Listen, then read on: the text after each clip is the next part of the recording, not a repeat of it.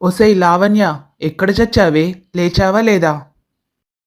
లేచి లేవడంతోనే లావణ్య మీద తన కోపాన్ని మొదలుపెట్టేసింది పంకజం. ఆమె అరుపులు విన్న లావణ్య హడావిడిగా పంకజం గదిలోకి పరిగెత్తుకుంటూ వెళ్ళింది. చెప్పండత్తయ్య. ఏంటే, ఇంకా నీళ్ల కోసం బయట కొలాయి దగ్గరికి వెళ్ళలేదా? ఇదిగో ఇప్పుడే వెళ్తున్నానత్తయ్య. త్వరగా తగలడు. ఆలస్యమైతే మళ్ళీ నీళ్లకు కష్టమవుతుంది. ఇది ఈ ఇంట్లో వరుస. ఈ పల్లెటూరు ముద్దమందారంలా పద్ధతిగా ఉండే 16 తెలుగమ్మాయే ఈ లావణ్య. లావణ్య చిన్నప్పుడే దురదృష్టవశాత్తు జరిగిన ఒక ప్రమాదంలో ఆమె తల్లిదండ్రులు మరణించారు. అప్పుడు లావణ్యను ఆమె మేనమామ వెంకట్రావు అక్కున చేర్చుకొని ఆదరించి పెంచసాగాడు. వెంకట్రావు భార్య పంకజం వెంకటి సినిమాల్లో సూర్యకాంతం ఛాయాదేవికి ఏమాత్రం తీసిపోదు. ఎప్పుడూ లావణ్యను మేనకోడలుగా కాక ఒక పని మనిషిలా భావించేది.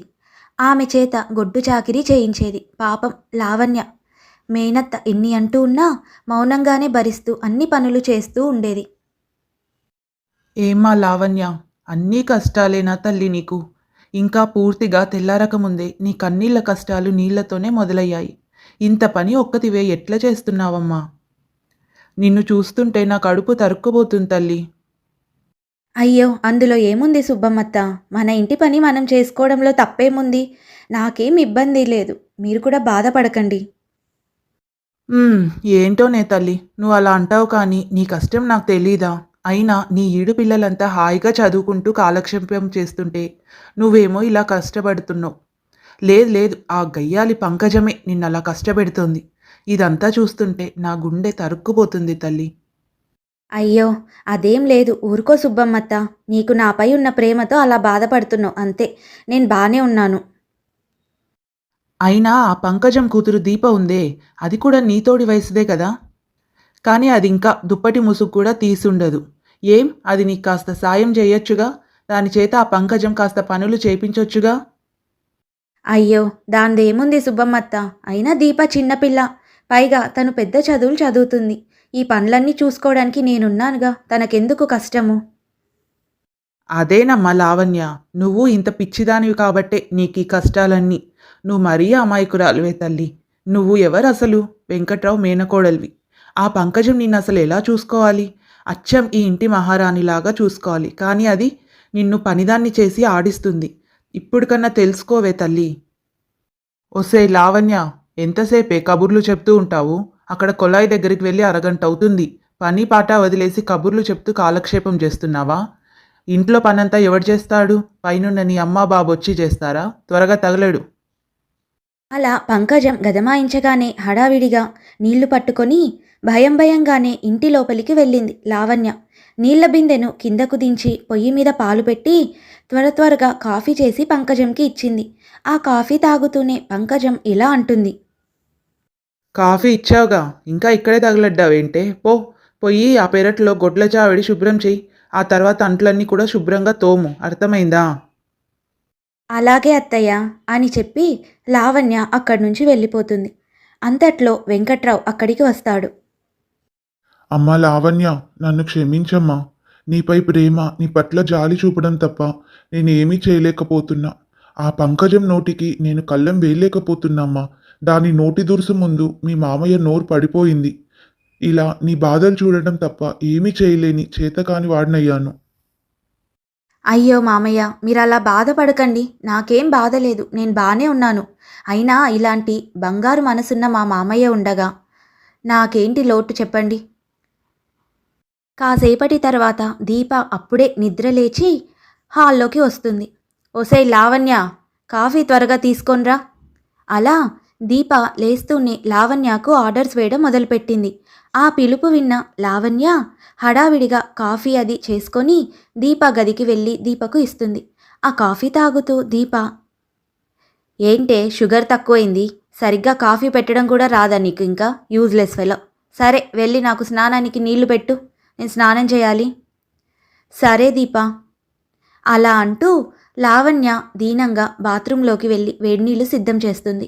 అలా నిత్యం ఏదో ఒక రకంగా దీప పంకజంలు లావణ్యను ఇబ్బంది పెడుతూనే ఉండేవారు. లావణ్య కూడా వాటిని మౌనంగా భరిస్తూ బాధపడడం నిత్యం ఆ ఇంట్లో ఒక దినచర్యగా మారిపోయింది. అలా ఒకరోజు మధ్యాహ్నం లావణ్య పొలం దగ్గర ఉన్న తన మేనమామ కోసమని క్యారియర్ తీసుకెళ్తూ ఉండగా మార్గమధ్యంలో తన స్నేహితురాలు రమ్య ఎదురవుతుంది. లావణ్య, ఏంటే ఇంత ఎండలో ఎక్కడికి వెళ్తున్నావే? కనీసం గొడుగు కూడా లేకుండా. అదేం లేదే రమ్య, మామయ్యకు భోజనం తీసుకెళ్ళమని అత్తయ్య చెప్పింది. అందుకే మామయ్యకు క్యారియర్ తీసుకెళ్తున్నా. ఆమె చెప్పడం నువ్వు చేయడం ఇదంతా షరా మామూలే కదా. అయినా నీకు నీ అత్త మీద ఏమాత్రం కోపం రాదా లావణ్య? ఊరంతా చెప్పుకుంటూ ఉంటారు ఆవిడ నిన్ను ఎలా రాచి రంపాన పెడుతుందో అని. అవన్నీ ఎలా భరిస్తున్నావే నువ్వు? అలవాటైపోయింది లావణ్య, కొన్ని జీవితాలు ఇంతే, నా రాతలో ఇదే ఉంది అంతే. అసలు కోపం అనేది లేకుండా ఎలా ఇలా తేలిగ్గా అనుకొని భరిస్తూ ఉన్నావే? నువ్వు దేవతవే తల్లి, నీకో దండం. లావణ్య చిన్నగా నవ్వి, ఏం మారుతుంది రమ్య? సహనం. స్త్రీకి కవచం అంటారు కదా, అందుకే ఇలా ఉండగలుగుతున్నా. అయినా అన్నిటికీ ఆ పైవాడు ఉన్నాడులే, అంతా దేవుడి దయ. ఏది ప్రాప్తమో అదే దొరుకుతుంది. సరే, మామయ్యకు భోజనం తీసుకెళ్ళాలే, తన ఆకలితో ఉంటారు. సరే వెళ్తాను రమ్య. సరేనే, జాగ్రత్త. అలా వెంకట్రావు కోసం క్యారేజ్ పట్టుకొని లావణ్య పొలం వరకు వచ్చి తన మామయ్య వెంకట్రావును భోజనానికి పిలుస్తుంది. వెంకట్రావు కాళ్ళు చేతులు కడుక్కొని భోజనానికి కూర్చుంటాడు. లావణ్య ఆప్యాయంగా తన మామయ్యకు భోజనం వడ్డిస్తుంది. ఆ భోజనం తింటున్న వెంకట్రావు, అద్భుతంగా ఉందమ్మా నీ చేతి వంట. నా మేనకోడలు చేతి వంటన్నా మజాగా. నీకు కాబోయే భర్త చాలా అదృష్టవంతుడమ్మా లావణ్య. ఇలాంటి నీ చేతి వంట రోజూ తినగలుగుతాడు. ఆ అదృష్టవంతుడిని ఎక్కడున్నా వెతికి తెచ్చి నా మేనకోడలికిచ్చి పెళ్లి చేస్తాను. ఏంటి మామయ్య నువ్వు నాకప్పుడే పెళ్ళంటావు? నేను ఇప్పుడే పెళ్లి చేసుకోను. ఇప్పుడు అంతే అంటావులేమ్మా. ఆ అందాల రాకుమారుడు రాగానే 7 అడుగులు వేసి కొంగుముడి కట్టుకొని అతని చిటికెన వేలు పట్టుకొని అతని వెంటనే పరిగెడతావు. ఛీ పో మామయ్య అని వెంకట్రావు మాటలకు సిగ్గుపడుతూ లావణ్య అక్కడి నుంచి పరిగెడుతుంది. అలా పరిగెడుతూ ఒక చెట్టు దగ్గర ఆగి, అందాల రాకుమారుడా, నా కోసం వస్తాడా? ఎక్కడున్నాడో ఆ అందాల రాకుమారుడు అని మనసులో అనుకుంటూ ఉంటుంది. పట్నం నుండి బస్సు రామచంద్రాపురంలో ఆగుతుంది. ఒక అబ్బాయి దిగుతాడు. ఇదిగో వచ్చాడండి లావణ్య కలల అందాల రాకుమారుడు. ఈ పల్లెటూరి లావణ్య నిశ్శబ్ద జీవితంలోకి ఒక ప్రేమ తుఫాన్లా రాబోతుంది. ఆ ప్రేమ పేరు కార్తీక్. కార్తీక దీపంలో డాక్టర్ బాబులా మంచి అందగాడు ఈ కార్తీక్ కూడా. బాగా చదువుకున్నాడు, తెలివైనవాడు. పట్నం నుంచి ఒక అగ్రికల్చరల్ ప్రాజెక్ట్ పని మీద ఈ రామాపురం వచ్చాడు. రామాపురం కార్తీక్కు బాగా నచ్చింది.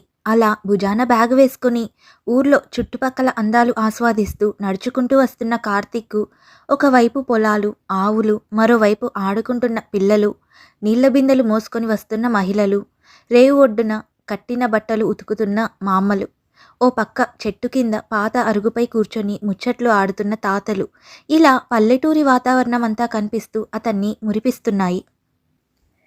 పట్నం సౌకర్యాలకు అలవాటు పడ్డ కార్తీక్కు ఈ పల్లెటూరంతా చాలా కొత్తగా కనిపించింది. కానీ అక్కడ అందాలు, బంధాలు అతని మనసును మాత్రం చాలా తాకాయి. లావణ్య ఉంటున్న ఎదురింట్లోనే దిగాడు కార్తీక్. ఆ రోజంతా విశ్రాంతి తీసుకున్నాడు. మరుసటి రోజు ఉదయం లావణ్య యథాతథంగా నీళ్లు పట్టుకురావడం కోసం కోలాయి వద్దకు వచ్చింది. నీళ్ల బిందెతో నడుచుకుంటూ ఇంటివైపు వస్తుండగా ఆమె కాలు రాయికి తగిలి కింద పడింది. అంతలో కార్తీక్ అటుగా వచ్చాడు. కింద పడిపోయిన లావణ్యను చూసి వెంటనే అక్కడకు వెళ్ళి తన చేతులతో ఆమెను పైకి లేపాడు. అలా చూసుకోకుండా ఎలా పడ్డారండి? అంతా ఓకేనా? పర్లేదు కదా? పర్లేదండి, బానే ఉన్నాను. మీ పేరేంటి?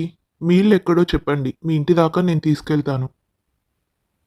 అలా కార్తీక్ పేరు, ఇల్లు అడగగానే లావణ్య కళ్ళల్లో భయం కదలాడుతోంది. ఆమె భయంతో కంగారు పడుతూ, నేను వెళ్తానండి, నాకు బానే ఉంది, మా అత్త చూస్తే మళ్ళీ అరుస్తుంది అని చెప్పి లావణ్య కంగారుగా ఇంటికి వెళ్ళిపోయింది. నీళ్ల బిందెను పట్టుకొని లోపలికి వచ్చిన లావణ్యను చూసి పంకజం గట్టిగా ఆవేశంతో లావణ్యపై అరవడం మొదలుపెట్టింది. ఏమే లావణ్య, ఇంతసేపు ఎక్కడెక్కడ తిరిగి చచ్చావు? పెద్ద మహారాణివి కదా ఊళ్ళు వెళ్ళడానికి. ఒక బిందె నీళ్లు తీసుకురావడానికి ఎంతసేపే?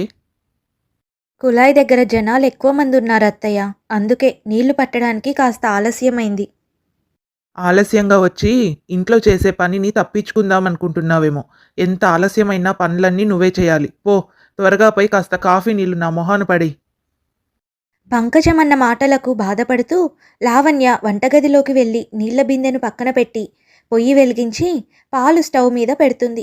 ఆపై ఆమె తన జీవితం గురించి మనసులో ఇలా బాధపడుతుంది. దేవుడా, నాకెందుకు ఇన్ని కష్టాలు? నా తప్పు లేకుండా ఎందుకు ఇన్ని మాటలు పడాల్సి వస్తుంది? ఇంకా ఎన్నాళ్ళు నాకు ఈ బాధలు?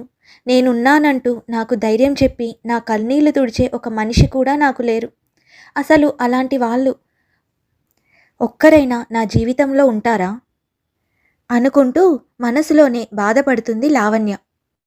లావణ్య వెళ్ళిపోయాక కూడా కార్తీక్ లావణ్య గురించే ఆలోచిస్తూ ఉంటాడు. ఆమె అమాయకమైన కళ్ళు, ఆ కల్లా కపటం లేని స్వచ్ఛమైన మాటలు అతన్ని చాలా డిస్టర్బ్ చేశాయి. ఆ అమ్మాయి ఎవరు? ఎంత అమాయకంగా ఉంది! ఏదో తెలియని భయంలో కూడా ఉన్నట్టుంది అని మనసులో అనుకుంటాడు కార్తీక్. అలా ఆలోచిస్తున్న కార్తీక్ను సుబ్బమ్మత్త పిలవడంతో ఆలోచనల నుండి బయటికి వచ్చి సుబ్బమ్మత్త వైపు చూశాడు. ఏంటయ్యా పట్నం బాబు, ఏదో దీర్ఘాలోచనలో ఉన్నట్టున్నావు? అని అడుగుతుంది సుబ్బమ్మత్త. అప్పుడు కార్తీక్ మనసులో ఒక ఆలోచన వచ్చింది. ఆ నీళ్ల బిందెను మోసుకెళ్లిన అమ్మాయి గురించి సుబ్బమ్మత్తను అడిగి ఇన్ఫర్మేషన్ తెలుసుకోవాలని అనుకున్నాడు. సుబ్బమ్మత్త, నేను ఒకటి అడుగుతాను, కానీ మీరు ఏమీ అనుకోకూడదు మరి. అయ్యో అబ్బాయి, నేనేమనుకుంటాను? ఏమీ అనుకోనులే. చెప్పు ధైర్యంగా. ఏం అడగాలనుకుంటున్నావు అడుగు. అదేం లేదు సుబ్బమ్మత్త, ఇందాక ఒక అమ్మాయి నీళ్ల బిందె పట్టుకొని అటుగా ఆ ఇంటి వైపు వెళ్ళింది. ఆ అమ్మాయి చూడటానికి చాలా అమాయకంగా ఉంది. ఎందుకో ఏడుస్తూ కన్నీళ్లు తుడుచుకుంటోంది. ఇంతకు ఆ అమ్మాయి ఎవరు సుబ్బమ్మత్త? తను ఎందుకు అంతలా బాధపడుతుంది? కార్తీక్ అలా అడగ్గానే అప్పటి వరకు గల్లుగల్లున మాట్లాడుతున్న సుబ్బమ్మత్త గొంతు ఒక్కసారిగా బిగుసుకుపోయింది. అంతసేపటి వరకు ఆనందంగా ఉన్న ఆమెకు ఒక్కసారిగా కళ్ళల్లో నీళ్లు తిరిగాయి. ఆ కన్నీళ్లను తన చీర కొంగుతో తుడుచుకుంటున్న ఆమెను చూసి కార్తీక్ ఇలా అంటాడు. అయ్యో సుబ్బమ్మత్త, నేను ఏదైనా తప్పుగా అంటే నన్ను క్షమించండి. ఆ అమ్మాయి గురించి అడగగానే మీరు ఇంత బాధపడుతున్నారంటే నేనేమైనా తప్పుగా అడిగానా? ఆ అమ్మాయిని చూడగానే ఏదో బాధలో ఉన్నట్టు అనిపించింది, అందుకని అడిగానంతే. మీకు ఇబ్బందిగా ఉంటే ఏమీ చెప్పకండి. మిమ్మల్ని బాధ పెట్టింటే నన్ను క్షమించండి. అలా కార్తీక్ అన్న మాటలకు కాస్త తేరుకున్న సుబ్బమ్మత్త ఇలా అంటుంది. అయ్యో, నీ తప్పేం లేదు బాబు. ఆ పిల్ల పరిస్థితి చిన్నప్పటి నుండి చూసిన దాన్ని. దాని కష్టాల గురించి అడిగితే నాకు కన్నీళ్లు వచ్చాయి. ఆ పిల్ల పేరు లావణ్య. చిన్నప్పుడే తల్లిదండ్రులను దూరం చేసుకున్న అభాగ్యురాలు. ఆమె మేనమామ ఆమెను అక్కున చేర్చుకొని కాస్త నీడనివ్వగలిగాడే కానీ తనను ఏమాత్రం సంతోషంగా ఉంచలేకపోయాడు. అతని భార్య, అదే ఆ పంకజం ఉందే, అది లావణ్యను నానా కష్టాలు పెడుతూ సూటిపోటి మాటలంటూ ఇంటి నిండా గొడ్డు చాకిరీ చేపిస్తూ ఏదో అంత ముద్ద పడేస్తుంది. పని మనిషి కంటే దారుణంగా చూస్తుంది. దానికి తోడు ఆ పంకజం కూతురు దీప. దానికి పెద్ద చదువులు చదువుతున్నానని పొగరు. అది కూడా ఆ పిల్లను అమాయకురాల్ని చేసి ఆడుకుంటుంది. పాపం అమాయకుడైన వెంకట్రావు అది చూస్తూ ఉండడం తప్ప ఏమీ చేయలేకపోయాడు. ఆ పిల్ల చాలా మంచిదయ్యా. కనీసం ఆ పిల్లను కట్టుకోబోయేవాడైనా మంచివాడు వస్తే కాస్తైనా సుఖపడుతుంది అని చెప్తుంది సుబ్బమ్మత్త. సుబ్బమ్మత్త చెప్పిన మాటలకు కార్తీక్ దీర్ఘాలోచనలో పడ్డాడు. అతనికి లావణ్య పరిస్థితి అర్థమైంది. పదే పదే ఆమె అమాయకమైన మొహం, ఆమె కన్నీళ్లు తుడుచుకొని దృశ్యమే అతని కళ్ళల్లో మెదలాడుతూ ఉంది. ఆపై ఏమీ మాట్లాడకుండా అక్కడి నుంచి వెళ్ళిపోతాడు కార్తీక్. మరుసటి రోజు ఉదయం లావణ్య రోజులాగే ఇంటి పనులన్నీ ముగించుకొని తన మామయ్యకు భోజనం డబ్బా పట్టుకొని వెళ్ళింది. భోజనం డబ్బా ఇచ్చి తిరిగి వస్తూ ఏటిగట్టున ఎవరూ లేని ప్రదేశంలో కూర్చొని బాధపడుతూ కన్నీళ్లు పెట్టుకుంది. అప్పుడే అటుగా వచ్చాడు కార్తీక్.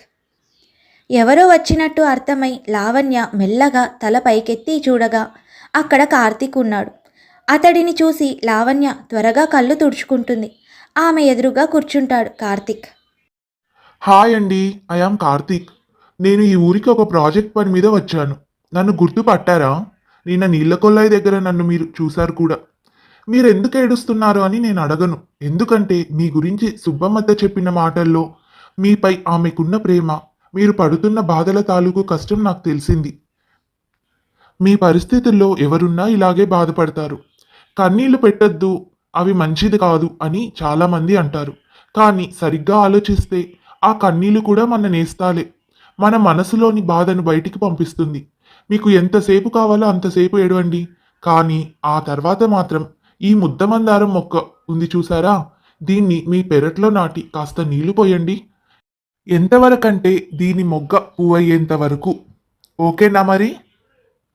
అలా ముద్దమందారం మొక్కను లావణ్య చేతిలో పెట్టి ఆపై ఏమీ మాట్లాడకుండా అక్కడి నుండి వెళ్ళిపోతాడు కార్తీక్. లావణ్య చాలా ఆశ్చర్యంగా అతనిని చూస్తుంది. ఆ తర్వాత కాసేపటికి తేరుకొని ఇంటికి వెళ్ళి ఆ మందారం మొక్కను పెరట్లో నాటి నీళ్లు పోస్తుంది. ఆ తర్వాత రోజు నుండి కూడా కార్తీక్ లావణ్యను ఏదో ఒక వంకతో ప్రతిరోజు కలిసేవాడు. కార్తీక్తో మాట్లాడుతున్న ప్రతిసారి లావణ్యకు కొత్త అనుభూతి, ఏదో తెలియని ప్రశాంతత కలుగుతోంది. పంకజం, దీప అనే మాటలు ఆమెను బాధ పెడుతున్నా ఇది వరకు ఉన్నంత బాధ అయితే ఆమె పడడం లేదు. తన ఆలోచనలన్నీ కార్తీక్ వైపు మళ్ళాయి. కార్తీక్, లావణ్యాలు ఒకరికొకరు ఎదురుపడినా, ఎక్కడైనా ఒకరినొకరు చూసుకున్నా మౌనంగా మనసుతో మాట్లాడుకునేవారు. అలా కొంతకాలం గడిచింది. ఒకరోజు లావణ్య తన గది కిటికీలో నుంచి పెరట్లోకి చూసింది. మందారం మొగ్గ కాస్త పువ్వు అయింది. లావణ్య ఆ పువ్వుని చూసి ఎంతో సంతోషపడుతుంది. అబ్బా, ఎంత అందంగా ఉంది పువ్వు అని మనసులో అనుకుంది లావణ్య. అలా ఎంతో ఆనందంగా నవ్వుతూ తుల్లుతూ ఆ మందారం పువ్వును కోయడం కోసం ఆత్రంగా వస్తుంది లావణ్య. కానీ ఆమె ఆ పువ్వు వద్దకు చేరేలోపే దీప ఆ పువ్వును కోసి తన జడలో పెట్టుకుంటుంది. అది చూసిన లావణ్యకు ఒక్కసారిగా భరించలేని బాధతో కన్నీళ్లు వస్తాయి. అది చూసిన దీప ఇలా అంటుంది. ఏంటే లావణ్య, అంతలా బాధపడుతున్నావు? ఏదో నీ ఆస్తంతా దోచుకున్నట్టు. నా ఆస్తిపై పడి తింటున్నది నువ్వు, అది గుర్తుపెట్టుకో. నేను ఆశపడినది ఏదైనా నాకే కావాలి, అది ఏదైనా నాకే దక్కాలి కూడా. అలా దీప కటువుగా మాట్లాడి అక్కడి నుంచి వెళ్ళిపోతుంది. తను ఎంతో ఆశపడిన మందారం పువ్వు కాదు, మొత్తం తన ఆశలన్నీ కోల్పోయినట్టుగా బాధపడుతుంది లావణ్య. లావణ్యకు ఎప్పుడైనా మనసులో బాధ అనిపిస్తే ఏటిగట్టు వద్దకు వచ్చి కూర్చొని ఏడుస్తూ బాధపడుతూ ఉంటుంది. అలాగే ఆ రోజు కూడా జరిగినది తలుచుకుంటూ బాధపడుతూ ఏటిగట్టు దగ్గర కూర్చుంది. అంతలో కార్తీక్ వచ్చి లావణ్య పక్కన కూర్చున్నాడు. కార్తీక్ రాకను గమనించిన లావణ్యకు అప్రయత్నంగానే ఏదో ఒక ప్రశాంతత అనుభూతి కలిగింది. నాతో ఏమైనా చెప్పాలనుకుంటున్నావా? బాధ చెప్పుకుంటే భారం తగ్గుతుంది. ఎందుకంతలా బాధపడుతున్నావు? అని కార్తీక్ అడగగానే జరిగినదంతా కార్తీక్కి చెప్తుంది లావణ్య. ఎంతో ఇష్టంగా ఆ మందారం మొక్కను నీళ్లు పోసి పెంచాను. ఆశగా వెళితే అది నాకు దక్కదు కూడా. అయినా నా జాతకమే ఇంత. ఒక్కసారి నీకు దక్కలేదు అంటే ఎప్పుడూ నీకు దక్కదని ఎందుకు అనుకుంటావు? చూడు లావణ్య, పువ్వు ఒకటే అయితే అది నలిగిపోవచ్చు, వాడిపోవచ్చు, లేదా ఇదిగో ఈ దీపం లాంటి వాళ్ళు లాక్కోవచ్చు. అంతటితో దాని కథ అయిపోతుంది. కానీ మొక్క అలా కాదు. ఈరోజు ఆ పువ్వును దీప లాక్కున్నా రేపు మళ్ళీ పూలు పూస్తాయి. ఆ తర్వాత మరొకటి, ఆ తర్వాత రోజు ఇంకొకటి. అలా మన జీవితంలో కూడా కష్టాలు సుఖాలు వస్తూనే ఉంటాయి. నిరాశతో కాకుండా రేపటి మీద ఆశతో జీవించు లావణ్య. ఇప్పటి వరకు చీకటి మాత్రమే చూడటం అలవాటు చేసుకున్నావు. ఇకపై వెలుగును చూసే ప్రయత్నం చెయ్యి. అలా కార్తీక్ చెప్పిన మాటలకు లావణ్య కళ్ళల్లో కొత్త ఆశ, పెదవులపై సరికొత్త చిరునవ్వు వస్తుంది. అలా కొన్నాళ్ళు గడిచాయి. కార్తీక్, లావణ్య రోజు ఏటిగట్టున కలుసుకొని చాలాసేపు కబుర్లు చెప్పుకునేవాళ్ళు. అలా కొన్నాళ్లకు వారిద్దరి మధ్య ప్రేమ బంధం మొదలైంది. రోజులాగే ఒకరోజు కార్తీక్, లావణ్య కలిసి ఏటిగట్టున కూర్చొని మాట్లాడుకుంటూ ఉన్నారు. అప్పటికే చాలా సమయం గడిచిపోయింది.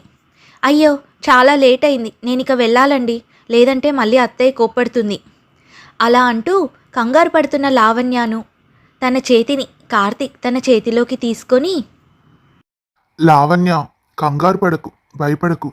నీకోసం నేనున్నాను. చాలా రోజులుగా నీకు ఒక విషయం చెప్పాలనుకుంటున్నాను. నువ్వు నాకు చాలా నచ్చావు లావణ్య. నేను నిన్ను పెళ్లి చేసుకోవాలనుకుంటున్నాను. మంచి సమయం చూసి మీ పెద్దవాళ్ళతో మాట్లాడతాను. నీకు ఇష్టమే కదా నన్ను పెళ్లి చేసుకోవడం?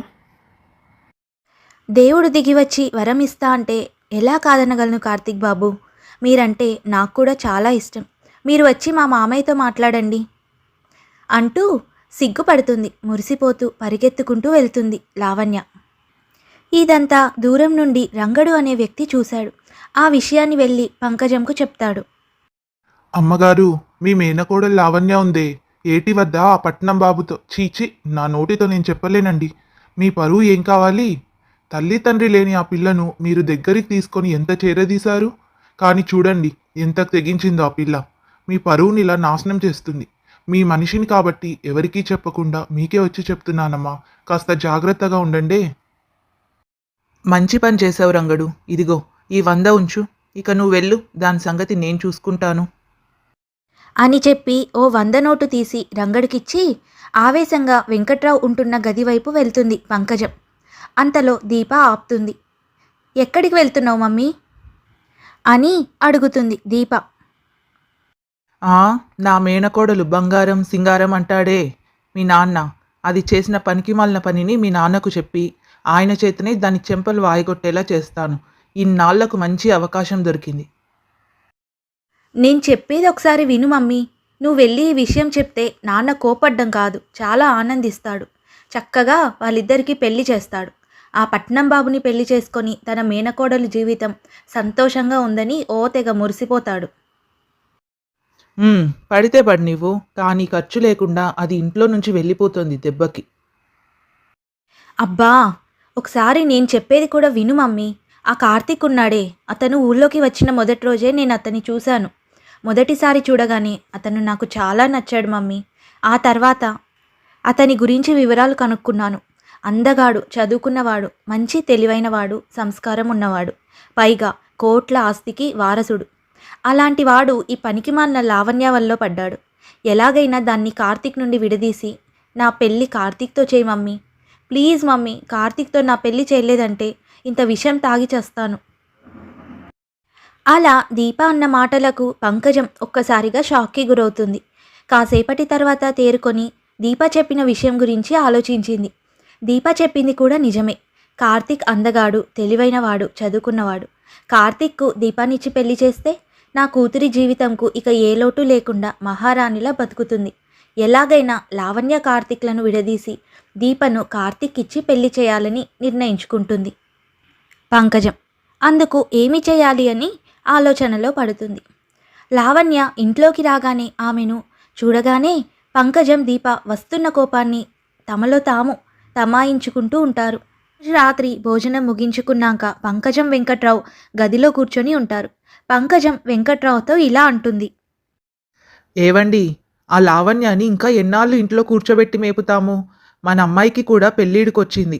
పక్కూరిలో సోమరాజు కొడుకు కిషోర్ ఉన్నాడు కదా, వాడు ఇదివరకే పెళ్లి చేసుకొని ఈ మధ్య భార్యను వదిలేశాడట. వాడిని లావణ్యకిచ్చి పెళ్లి చేసేద్దాం. వాడైతే కట్నం కూడా అడగడు. ఏం మాట్లాడుతున్నావు పంకజం? బుద్ధి ఉందా నీకు? అది నా సొంత చెల్లెలు కూతురే. పోయిపోయి ఆ పిల్లని తీసుకెళ్లి ఆ జులైకిచ్చి పెళ్లి చేయమంటావా? దీనికి నేను అస్సలు ఒప్పుకోను పంకజం. ఇదిగో, ఈ సంబంధం కుదరకపోతే నేను నా కూతురు ఈ విషం మింగి చస్తాము. అప్పుడు నీ మేనకోడలితో హాయిగా ఉండు అని విషం సీసా పట్టుకొని వచ్చి బెదిరిస్తుంది పంకజం. భార్య ప్రాణం మీదకు తెచ్చుకుంటుందని భయపడి వెంకట్రావు ఇక వేరే గత్యంతరం లేక తల వంచాడు. పెంచి పెద్ద చేసిన మామయ్యను బాధ పెట్టడం ఇష్టం లేక ఆ పెళ్లికి ఒప్పుకుంటుంది లావణ్య. ప్రాణం కంటే ఎక్కువగా ప్రేమించిన కార్తీక్ను మరచి మరొకరిని పెళ్లి చేసుకోవడం లావణ్యకు ఏమాత్రం ఇష్టం లేదు. అలా అని తన మామయ్యకు ఎదురు చెప్పలేదు. తన ప్రేమ విఫలమవుతుందని, నరకం లాంటి జీవితం తన కోసం ఎదురు చూస్తుందని భయపడిన లావణ్య ఒక మధ్యాహ్నం ఇంట్లో ఎవరూ లేని సమయంలో విషం తాగింది. అప్పుడే పక్కింటి సుబ్బమ్మత్త అటుగా వచ్చింది.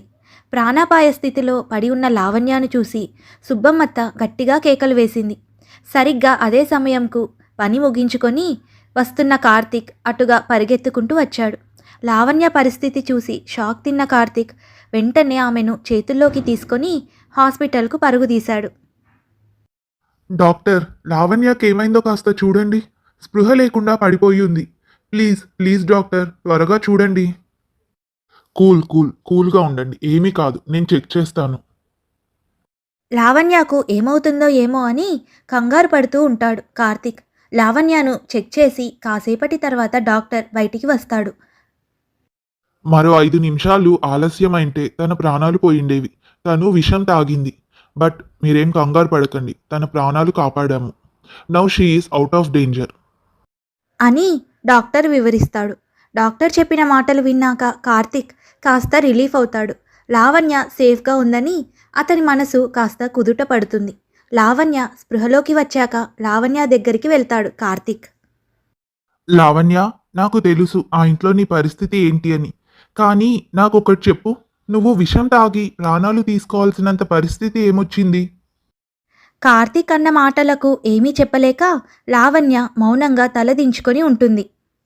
మౌనంగా ఉంటే ఏమిటి అర్థం లావణ్య? నువ్వు మౌనంగా ఉన్నావంటే నాకిప్పుడు అర్థమవుతుంది. నువ్వు ప్రాణాల మీదికి తెచ్చుకోవడానికి కారణం మీ పంకజం అత్తయ్యే కదా?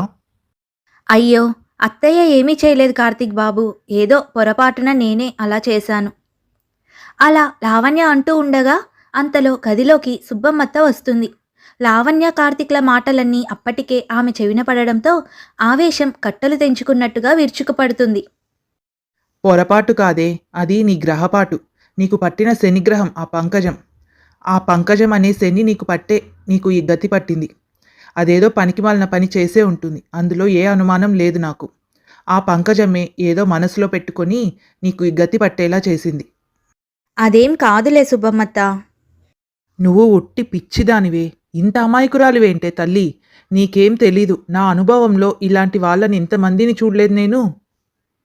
సుబ్బమ్మత్త మాటలు వింటున్న కార్తీక్ కళ్ళల్లో ఆగ్రహం స్పష్టంగా కనిపిస్తుంది. ఆ కోపాన్ని తనలో తాను తమాయించుకుంటూ ఉంటాడు కార్తీక్. సుబ్బమ్మత్త, మీరు లావణ్యను కాసేపు జాగ్రత్తగా చూసుకోండి, నేను ఇప్పుడే వస్తాను. సరే పట్నం బాబు. సుబ్బమ్మత్తకు లావణ్యను అప్పగించి అంతులేని ఆవేశంతో పంకజం ఇంటికి వస్తాడు కార్తీక్. కార్తీక్ను ఆవేశంగా అక్కడ చూసి పంకజం దీప షాక్ అవుతారు. చూడండి, ఒకరింటి విషయాల్లో కలుగజేసుకోవడం నా పని కాదు. కానీ ఈ విషయంలో కలుగజేసుకోకుండా ఉండలేకపోతున్నాను. ఎందుకంటే లావణ్యను నేను ప్రేమించాను. ఇద్దరం ఒకరినొకరం ప్రేమించుకుంటున్నాం. ఆమెపై మీరు కావాలని కుట్ర చేస్తున్నారని నా అనుమానం. ఈరోజు లావణ్య ఇలా హాస్పిటల్లో ఉండటానికి మీరే కారణమని నా అనుమానం. ఇంకోసారి లావణ్యకు మీ వల్ల ఇబ్బంది కలిగినా నాలోని ఇంకో మనిషిని చూస్తారు. మీ అందరి అంతు చూస్తాను. ఈరోజు లావణ్య పరిస్థితికి మీరే కారణమని అనుమానం నాకు వస్తేనే ఈ వార్నింగ్ ఇస్తున్నా. ఇక అది నిజమని నేను తెలుసుకున్నానంటే ఆ రోజు నా రియాక్షన్ వేరేలా ఉంటుంది. ఇంకోసారి లావణ్య జోలికి వచ్చే ముందు 1కి 10 సార్లు ఆలోచించుకోండి. లావణ్యకు ఈ కార్తీక్ ఉన్నాడు. అలా ఆవేశంగా దీప పంకజంలకు గట్టి వార్నింగ్ ఇచ్చి అక్కడి నుంచి వెళ్ళిపోతాడు కార్తీక్. ఈ మాటలన్నీ అక్కడే గది గుమ్మం వద్ద ఉన్న వెంకట్రావు వింటాడు. కార్తీక్ వచ్చి వార్నింగ్ ఇస్తాడని ఊహించని పంకజం దీపాలకు అదే పెద్ద షాక్ అనుకుంటే, కార్తీక్ మాటలు విని కార్తీక్ లావణ్య ప్రేమ వ్యవహారం వెంకట్రావు తెలుసుకున్నాడని ఆందోళన పడతారు పంకజం దీపాలు. అయినప్పటికీ పంకజం కాస్త తేరుకొని వెంకట్రావు వద్దకు వచ్చి, అయ్యో అయ్యో, చూసారా, నీ మేనకోడలు మనకు ఎంతటి అప్రతిష్ట తెచ్చిపెట్టిందో. నా మేనకోడలు బంగారం, నా మేనకోడలు బుద్ధిమంతురాలు, నా మేనకోడలు గుణవంతురాలు అంటుంటారే. ఇప్పుడు చూడండి నీ మేనకోడలు అసలు రూపం.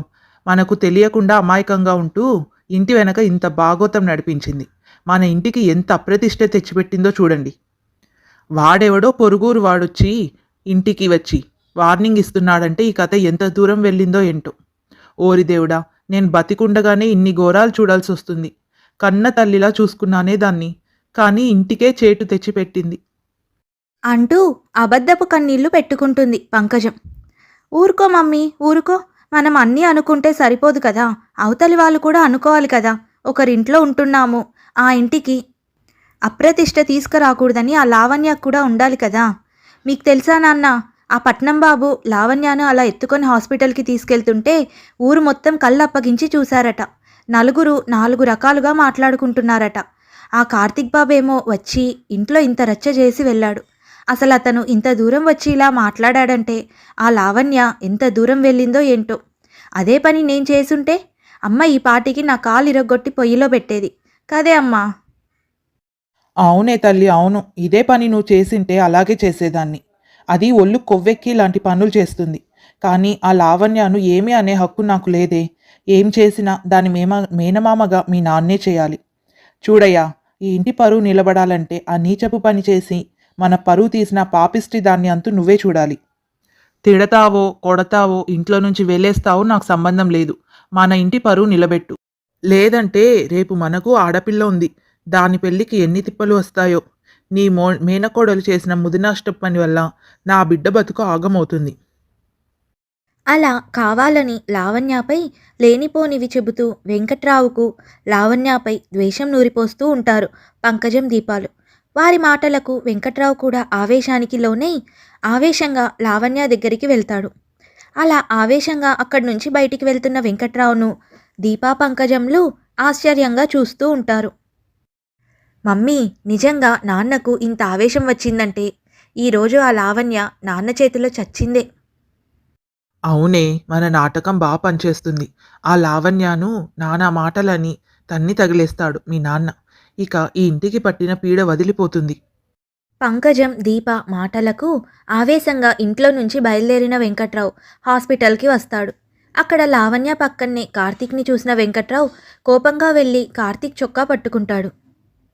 ఒరేయ్ పట్నం బాబు, పల్లెటూరులో ఆడపిల్లలంటే ఆషామాషీగా ఉందా? లేనిపోని కబుర్లు చెప్పి మా ఇంటి ఆడపిల్లను వలలో వేసుకుంటావా? అది అమాయకురాలురా. చిన్నప్పటి నుండి దానిని ఎంతో ప్రేమగా పెంచాను. నాకు తెలుసు నా లావణ్య బుద్ధి ఏంటో. నువ్వే ఏదో కళ్ళబొల్లి కబుర్లు చెప్పి దాని బుద్ధి మార్చింటావు. నిన్ను వదలనురా, చంపేస్తాను. అప్పుడు కానీ నా పరువు నిలబడదు ఈ ఊర్లో.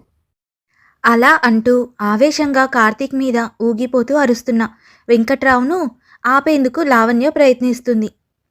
మామయ్య, మామయ్య, కార్తీక్ బాబు తప్పేం లేదు. నేను అతన్ని ఇష్టపడ్డాను. మిమ్మల్ని ఒప్పించే పెళ్లి చేసుకుందాం అనుకున్నాం. దయచేసి నా మాట వినండి మామయ్య. అలా అంటూ వెంకట్రావును బతిమాలాడుతున్న లావణ్యను చెంపదెబ్బ కొడతాడు వెంకట్రావు. ఊహించని ఈ పరిణామానికి లావణ్య కార్తీక్లు షాక్ అవుతారు. తనని ఎప్పుడూ అర్థం చేసుకుని ఎంతగా ఆదరించే మేనమామనే ఇలా ప్రవర్తించడంతో కుంగిపోయి చాలా ఏడుస్తుంది లావణ్య. మామయ్య, నన్ను కొట్టాలనుకుంటే ఇంకా కొట్టండి, కావాలంటే నన్ను చంపేయండి. కానీ నేను ఏ తప్పు చేయలేదు మామయ్య. కేవలం కార్తీక్ బాబుని పెళ్లి చేసుకోవాలనుకున్నాను. అది కూడా మిమ్మల్ని ఒప్పించి పెద్దలందరి సమక్షంలో చేసుకోవాలని అనుకున్నాం. అవునండి, పెద్దలను ఒప్పించే మేము పెళ్లి చేసుకోవాలి అనుకున్నాం. ఏ విధమైన దురుద్దేశం మాకు లేదు. కానీ పంకజం గారు దీపాలు లావణ్యను ఇబ్బంది పెట్టడం, ఈ స్థితికి తనను తీసుకురావడం సహించలేక నేను కాస్త ఆవేశపడ్డాను. అలా ప్రవర్తించాను అంతే. ఓ, అయితే లావణ్యకు ఏమైనా జరిగితే అందుకు కారణమైన ఎవరిపైనైనా ఇలాగే ఆవేశం కట్టలు తెంచుకుంటావా? చెప్పు, ఎవరినైనా ఎదిరిస్తావా తన కోసం? ఖచ్చితంగా ఎదిరిస్తాను. లావణ్య నా ప్రాణం. ఆమె కోసం ఏమైనా చేస్తాను. కార్తీక్ మాటలు విన్న వెంకట్రావు మొహం ఆనందంతో 1000 వోల్టుల బల్బులాగా వెలుగుతూ ఉంటుంది. అతని కళ్ళల్లో నుంచి వచ్చే ఆనంద బాష్పాలను నవ్వుతూ తుడుచుకుంటాడు. శభాష్ బాబు, శభాష్. ఈ మాట విన్నాక నాకు ఎంత సంతృప్తినిచ్చిందో చెప్పలేను. నిజంగా నీ ప్రేమ ఎంత లోతైనదో తెలుసుకోవడానికే ఇలా చేశాను. మా లావణ్య బంగారు తల్లి. తను పుట్టినప్పటి నుండి ఎటువంటి సుఖంకు నోచుకోలేదు. కనీసం కట్టుకోబోయేవాడైనా తన ఆనందాన్ని పెంచి తన బాధ్యతను పంచుకునేవాడు కావాలనుకున్నాను. కానీ అంతలోనే ఆ పంకజం దీనికి వేరొకరినిచ్చి పెళ్లి చేయాలని చూసింది. కానీ ఆ దేవుడు నా మొర విన్నట్టున్నాడు. అందుకే నిన్ను పంపించాడు. నీ ప్రేమను నేను పూర్తిగా అంగీకరిస్తున్నాను. అలా అంటూ వెంకట్రావు తన ఆనందాన్ని అంగీకారాన్ని తెలియజేస్తూ ఉండగా సుబ్బమ్మత్త నలుగురి ఊరి పెద్దల్ని వెంట పెట్టుకొని వస్తుంది. ఓహో, ఇదా యవ్వారం. ఏదో మానవత్వంతో జాలిగల మనిషిగా మా లావణ్యను హాస్పిటల్కి తీసుకొచ్చావు అనుకున్నా. కానీ వెనుక ఇంత బాగోతం ఉందనుకోలేదు.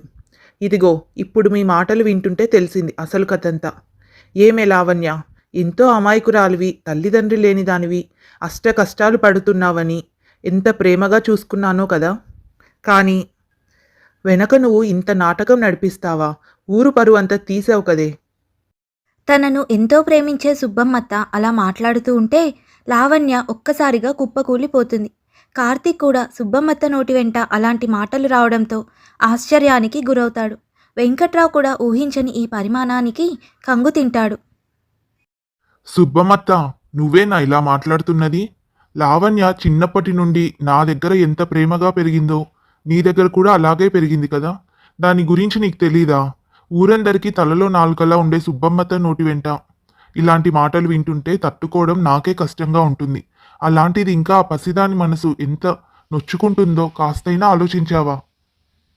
లావణ్య ఏడుస్తూ, సుబ్బమ్మత్త, నన్ను అందరికంటే ఎక్కువ ఆదరించింది నువ్వే. నా తల్లి తర్వాత అంత అభిమానం, ప్రేమ నాపై నువ్వు కురిపించావు. అలాంటి నువ్వేనా నా గురించి ఇలా మాట్లాడుతున్నది? ఇది వింటుంటే నాకు చచ్చిపోవాలనిపిస్తుంది. చచ్చిపోవే.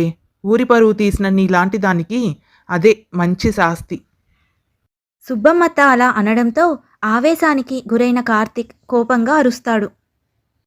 సుబ్బమ్మత్త, మీరేం మాట్లాడుతున్నారో మీకైనా అర్థమవుతుందా? మీ మాటలకు ఆవేశపడి లావణ్య మళ్ళీ ఏమైనా చేసుకుంటే ఆ పై బాధ్యత మీరు వహిస్తారా? అనే ముందు కాస్త ఆలోచించరా? అసలు మీకు మతి స్థిరంగానే ఉందా? ఆహా, నా మతి గురించే మాట్లాడుతున్నావా? మతి లేని పనులు చేసి ఊరి పరువు ప్రతిష్ట దిగజార్చింది మీరు. పట్నం నుంచి వచ్చి పల్లెటూరు పిల్లకు గాలం వేసి అవసరాలు తీర్చుకొని వదిలి వెళ్ళిపోతావు. జరిగేది అదే. నువ్వు ఎట్ల పోయినా పర్వాలేదు, కానీ రేపు దీన్ని చూసి మరో నలుగురు ఆడపిల్లలు అదే దారి పడితే? అందుకే మిగతా వాళ్ళు జాగ్రత్తగా ఉండాలంటే, ఊరి పరువు నిలిచేలా ఆడపిల్లలకు ఇలాంటి ఆలోచనలు రాకుండా ఉండాలంటే ఈ విషయాన్ని నలుగురి ముందు పంచాయతీలో పెట్టాలి. ఊరి పెద్దలంతా సుబ్బమ్మత్తకు వంత పాడతారు. అసలు అక్కడ జరుగుతున్న ఊహించని పరిణామానికి కార్తీక్, లావణ్య, వెంకట్రావు ఏమీ తోచని స్థితిలో దిక్కుతోచక మదన పడుతూ ఉంటారు. అప్పుడు వెంకట్రావు చేతులు జోడించి ఊరి పెద్దలను, సుబ్బమ్మత్తను వేడుకుంటాడు. ఊరి పెద్దలారా, సుబ్బమ్మత్త, మీకు చేతులు జోడించి నమస్కరిస్తాను. మా ఇంటి ఆడపిల్లను పంచాయతీకి లాగి మా పరువు తీయొద్దు. పరువు కొత్తగా తీసేదేం లేదు వెంకట్రావు. ఆల్రెడీ ఈ విషయం ఊరంతా కోడై కూస్తుంది. ఊరంతా ఎక్కడ పట్టినా ఇదే ముచ్చట. ఇప్పుడు ఇలాగే దీన్ని వదిలేస్తే రేపు ఊరి ఆడపిల్లలు ఇదే బాటలోకి వెళ్తే, ఇలాంటి తప్పుడు పనులు చేస్తే? సుబ్బమ్మత్త అలా కటువుగా మాట్లాడుతూ ఉంటే కార్తీక్కు ఆవేశం ఇంకా పెరిగిపోతూ ఉంటుంది. ఆ మాటలకు అతనికి ఆపలేని కోపం వస్తుంది. చూడండి సుబ్బమ్మత్త, మేము ఏ తప్పు చేయలేదు. పెళ్లి చేసుకోవాలని అనుకున్నాము, చేసుకోబోతున్నాం కూడా. ఓ అవునా, పెళ్లి చేసుకోబోతున్నావా? సరే అయితే ఇప్పుడే పెళ్లి చేసుకో, అప్పుడు నమ్ముతాం. సుబ్బమ్మత్త అలా అనడంతో అక్కడ అందరూ షాక్కి గురవుతారు. కార్తీక్ కూడా షాక్తో ఏం మాట్లాడకుండా చూస్తూ ఉండిపోతాడు. ఏం పట్నం బాబు, పల్లెటూరి పిల్లతో పెళ్ళి అనగానే గొంతులో పచ్చి ఎలక్కాయ పడ్డట్టయిందా? అలా స్తంభించుకొని పోయావు. ఊరి పిల్ల తేరగా దొరుకుతుందని వాడి వదిలేయాలి అనుకున్నావు, అంతే కదా? అదేం కాదు సుబ్బమ్మత్త, పెళ్ళంటే ఇంట్లో వాళ్ళకి చెప్పాలి కదా. నేను పట్నం వెళ్ళి మా వాళ్లకు విషయం చెప్పి వాళ్ళను తీసుకొని వచ్చి సంబంధం మాట్లాడి సాంప్రదాయ పద్ధతిలో తనను వివాహం చేసుకుంటాను. వారెవ్వా, ఇంకా ఈ మాట అనలేదేంటా అని చూస్తున్నా. ఇలాంటి కథలు ఎన్ని వినలేదు నేను. నా అనుభవం అంత లేదు నీ వయసు.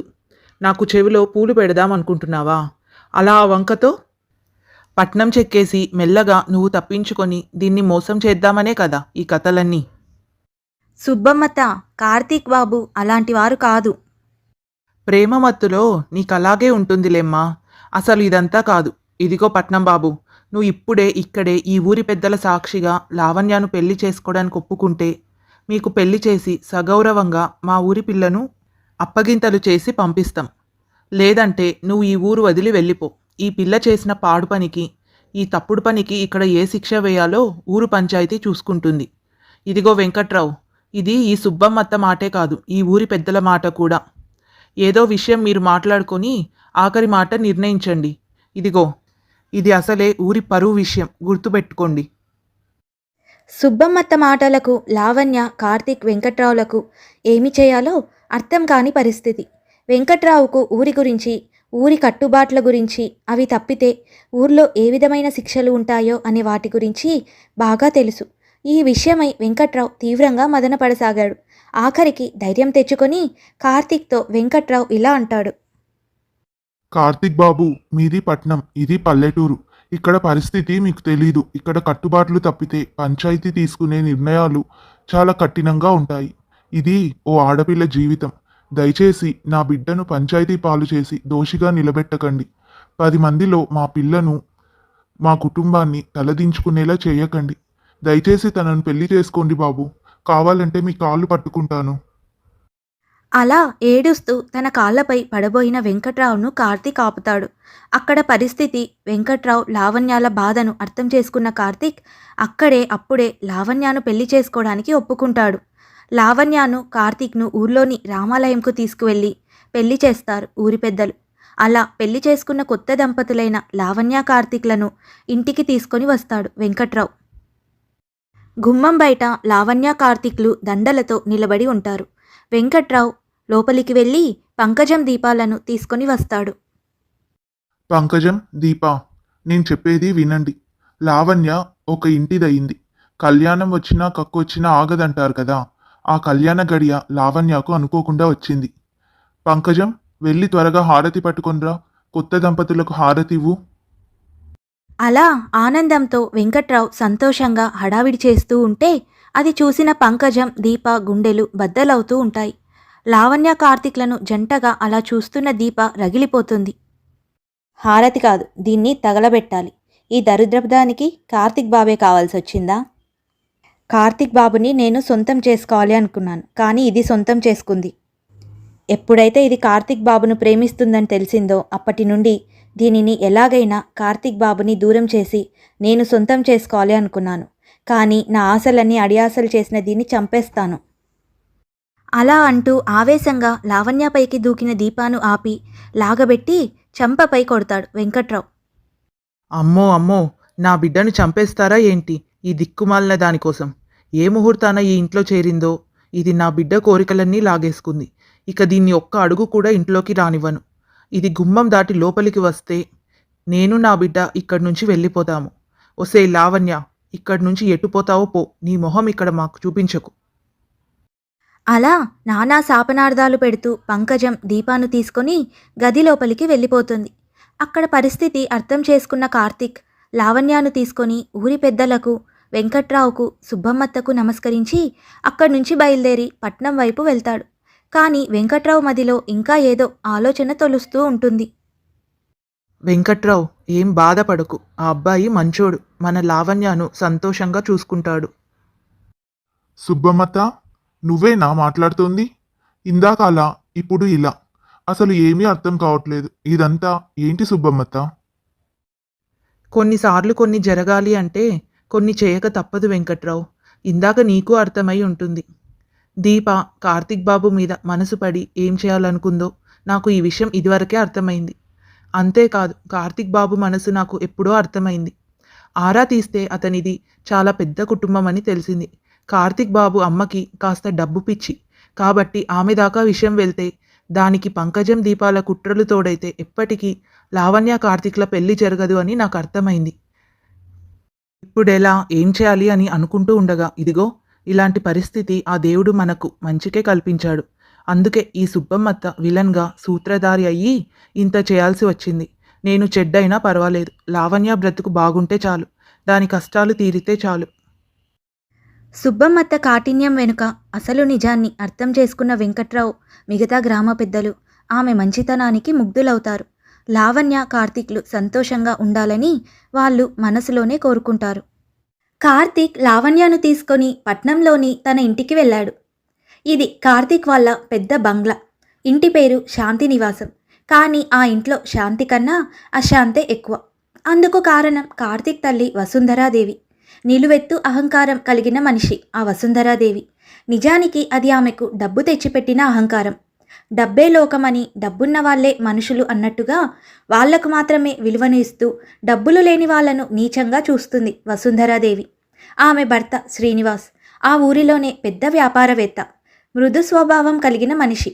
వసుంధరాదేవి నోటికి తాళం వేయలేను అని తెలిసి తన నోటికే కళ్ళెం వేసుకొని అటు మంచికి ఇటు చెడుకి మధ్యలో మౌనంగా బతికేస్తున్నాడు. వసుంధరాదేవి శ్రీనివాసులకు 2 కొడుకులు, 1 కూతురు.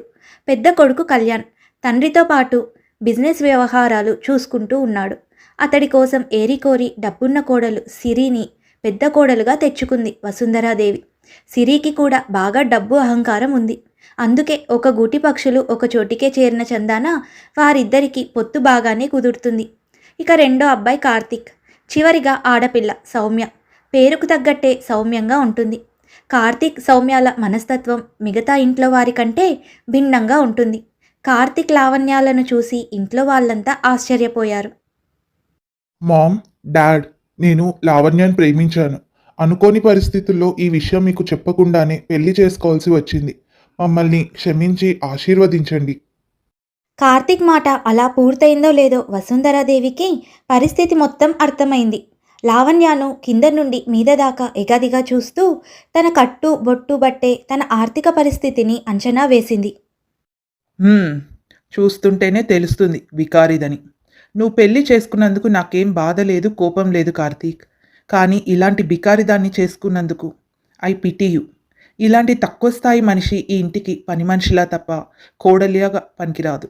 నీ దృష్టిలో ఆమె స్థానం నీ భార్య ఏమో, కానీ మా దృష్టిలో మాత్రం ఈ ఇంటి పని మనిషి. బాగా చెప్పారు అత్తయ్య. కొత్త పని మనిషికి స్వాగతం చెప్పాల్సిన అవసరం మనకేంటి? అత్తయ్య, త్వరగా పదండి, కిట్టి పార్టీకి టైం అవుతోంది.